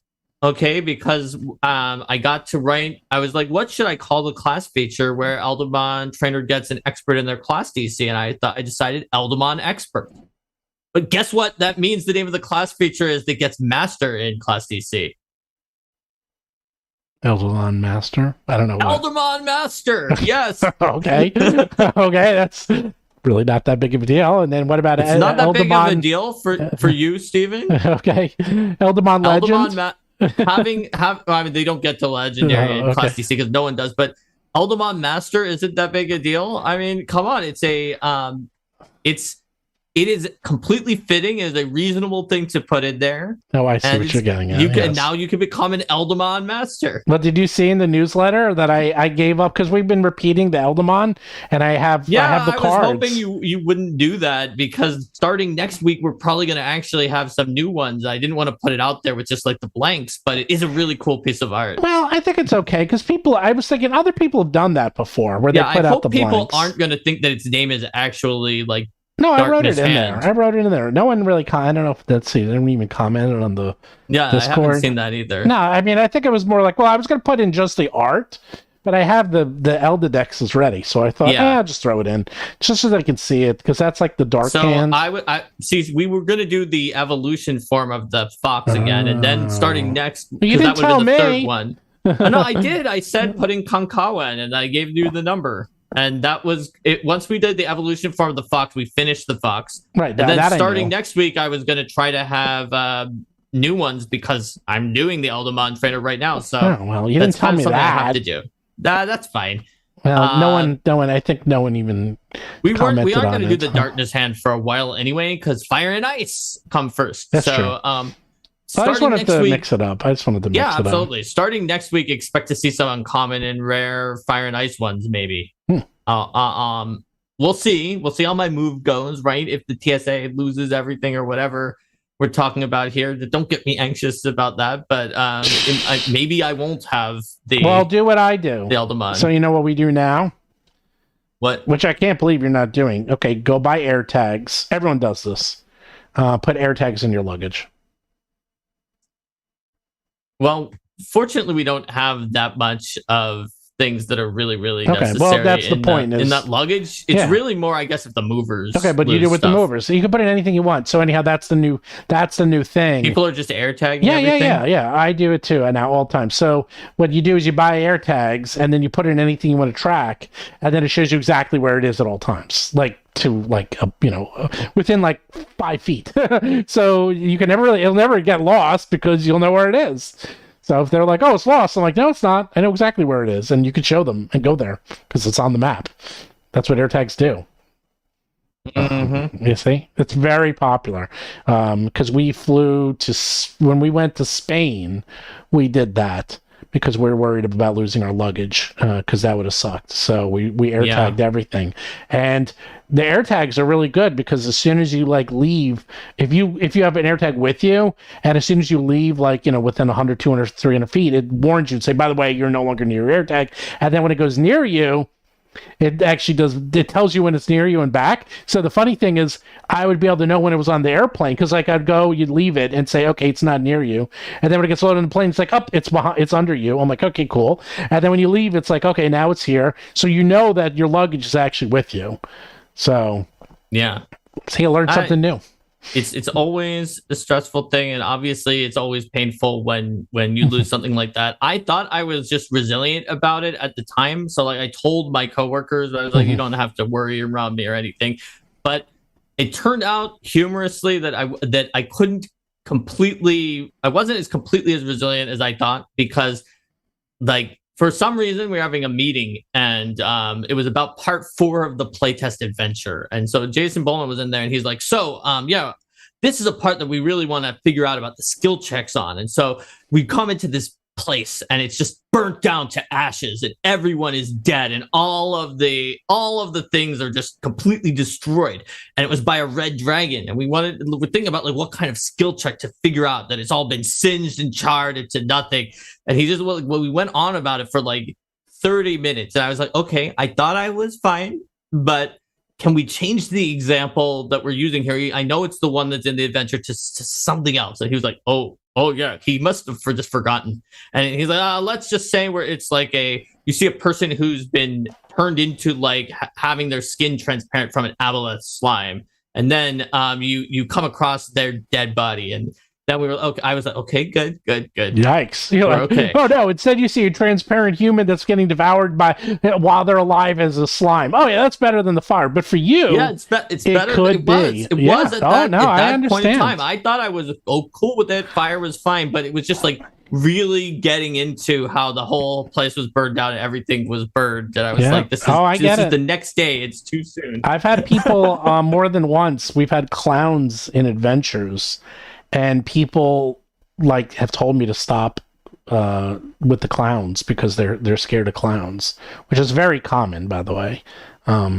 By the way, they actually finally figured that out. Did you see that's been in the papers recently? The psychology of why people are scared of clowns? Yeah, they actually figured it out, which of course makes sense when you think about it, is that you can't see their emotions and their emotional state. It's the same thing as the color, the name of the color and the word.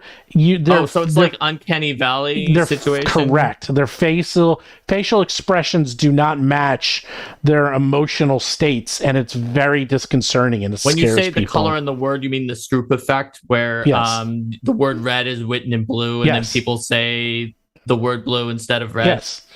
Did you hear that? I mentioned like 5 times this podcast. This podcast to stream. You must have been busy typing, but yes, I did. You said Stroop effect out loud? No, I didn't say the word Stroop effect, but I mentioned that's what I assumed that you were talking about. Yeah. I didn't know the name of it, but yeah. But it's the same thing. It's the Stroop effect. It's a Stroop effect where people don't like the fact that they can be looking at someone who's like sad, but they're actually happy, or vice versa, and it's extremely disconcerting, and that's why people are scared of clowns. Which, of course, I'm like, people. It depends on the person, and that's why not everyone is. No. But they said the majority. But the point is, first they published papers on this, and second, I thought that was kind of a well-known thing. I'm like, of course, they took them like this long to figure that out. I mean, I don't know. I guess they had their scientific method to figure it out, as opposed to just using common knowledge. So they had to prove it rather than just like assume it. Right. They had to prove it using the actual scientific method. So haven't seen a clown in decades. Well, when was the last time you were at a circus? Although I went to a circus in Spain, and it was fantastic, although I couldn't understand a word they were saying. So were you sitting there, and they'd be like, the clowns would be saying stuff, and everyone would be like, ah, and me and we were like, huh, whatever. And then we'd watch the circus acts, but then we had no idea what was going on with the clowns. And they're walking around in the audience, and we're like, please don't come to us, because we have no idea what you're saying whatsoever. But I saw a clown just last Christmas, and actually it was quite a bit of fun. So, all right, well, good luck with your move, and thanks. I have a feeling we're gonna have a pretty big show next week. I'm not gonna say why, but I think that's gonna be great. That's gonna be I'm excited. Show I'm excited a lot of reasons. I'll have just flown into the new intermediate place the day before the show. Yes, and so hopefully everything will get up running, but it is like the place of my parents, and they don't exactly understand the internet very well. Oh, and I've heard that from my brothers that they've set up 2 competing Wi-Fi networks that cannibalize each other's signals down there. You should fix that for them. Well, Well, here's the weird part. I might be in Reno. hopefully it'll be fine. I might be in Gamma. I have no idea. Oh, Well, I have really? a hotel That would be room and I cool. have an airplane. I have everything, but I don't know. Half of me wants to go and half of me wants to stay. Like, I think it would be fun, but to be honest, I don't have a booth or anything, and I don't know if it's really worth it. It's more like it's a thing. You don't really play games or anything. It's not like a gaming convention, you know. And it's like if I get my act together next year, a lot of these people present, like every one of these publishers presents, and I would have done that, but it's too late. So next year, plus next year's in Kentucky, and Kentucky is like an hour from me. Okay, so in Reno, there's no direct flights to Reno, none in the entire, like none, zero. They don't go. So it's all day to get there and like all day to come back. So it's literally, I lose 2 days just traveling there. Kentucky is literally, I drive to the airport, I'm there in an hour. You know, it's like, that's going to be easy. So, but anyhow, we'll see. I don't know. I might go, I might not. I'll say 50 for next week. You'll see if I'm here or in a hotel in Reno. So one of the two. All right. So I guess it could be very exciting for both of us. You'll be somewhere new, and I might be somewhere new. Yeah, no one will see any familiar sights around them. Maybe, or maybe I'll just green screen myself and pretend I'm like at a casino. And man, if we had Derek on the show, we could have had him from the sea. That would have been crazy. Then we all would have been somewhere different. Although if we do one from Gen Con or Origins, although then we'll be somewhere different. I guess we'll see. So. All right. Mm-hmm. Well, take care, everyone. Thanks for everyone. joining us. And yes. I think we interestingly explored this curse, or like maybe not quite a curse, throughout this episode. Had some good conversations together. It's a curse. It's a curse. It's cursed. All right. See you, everyone.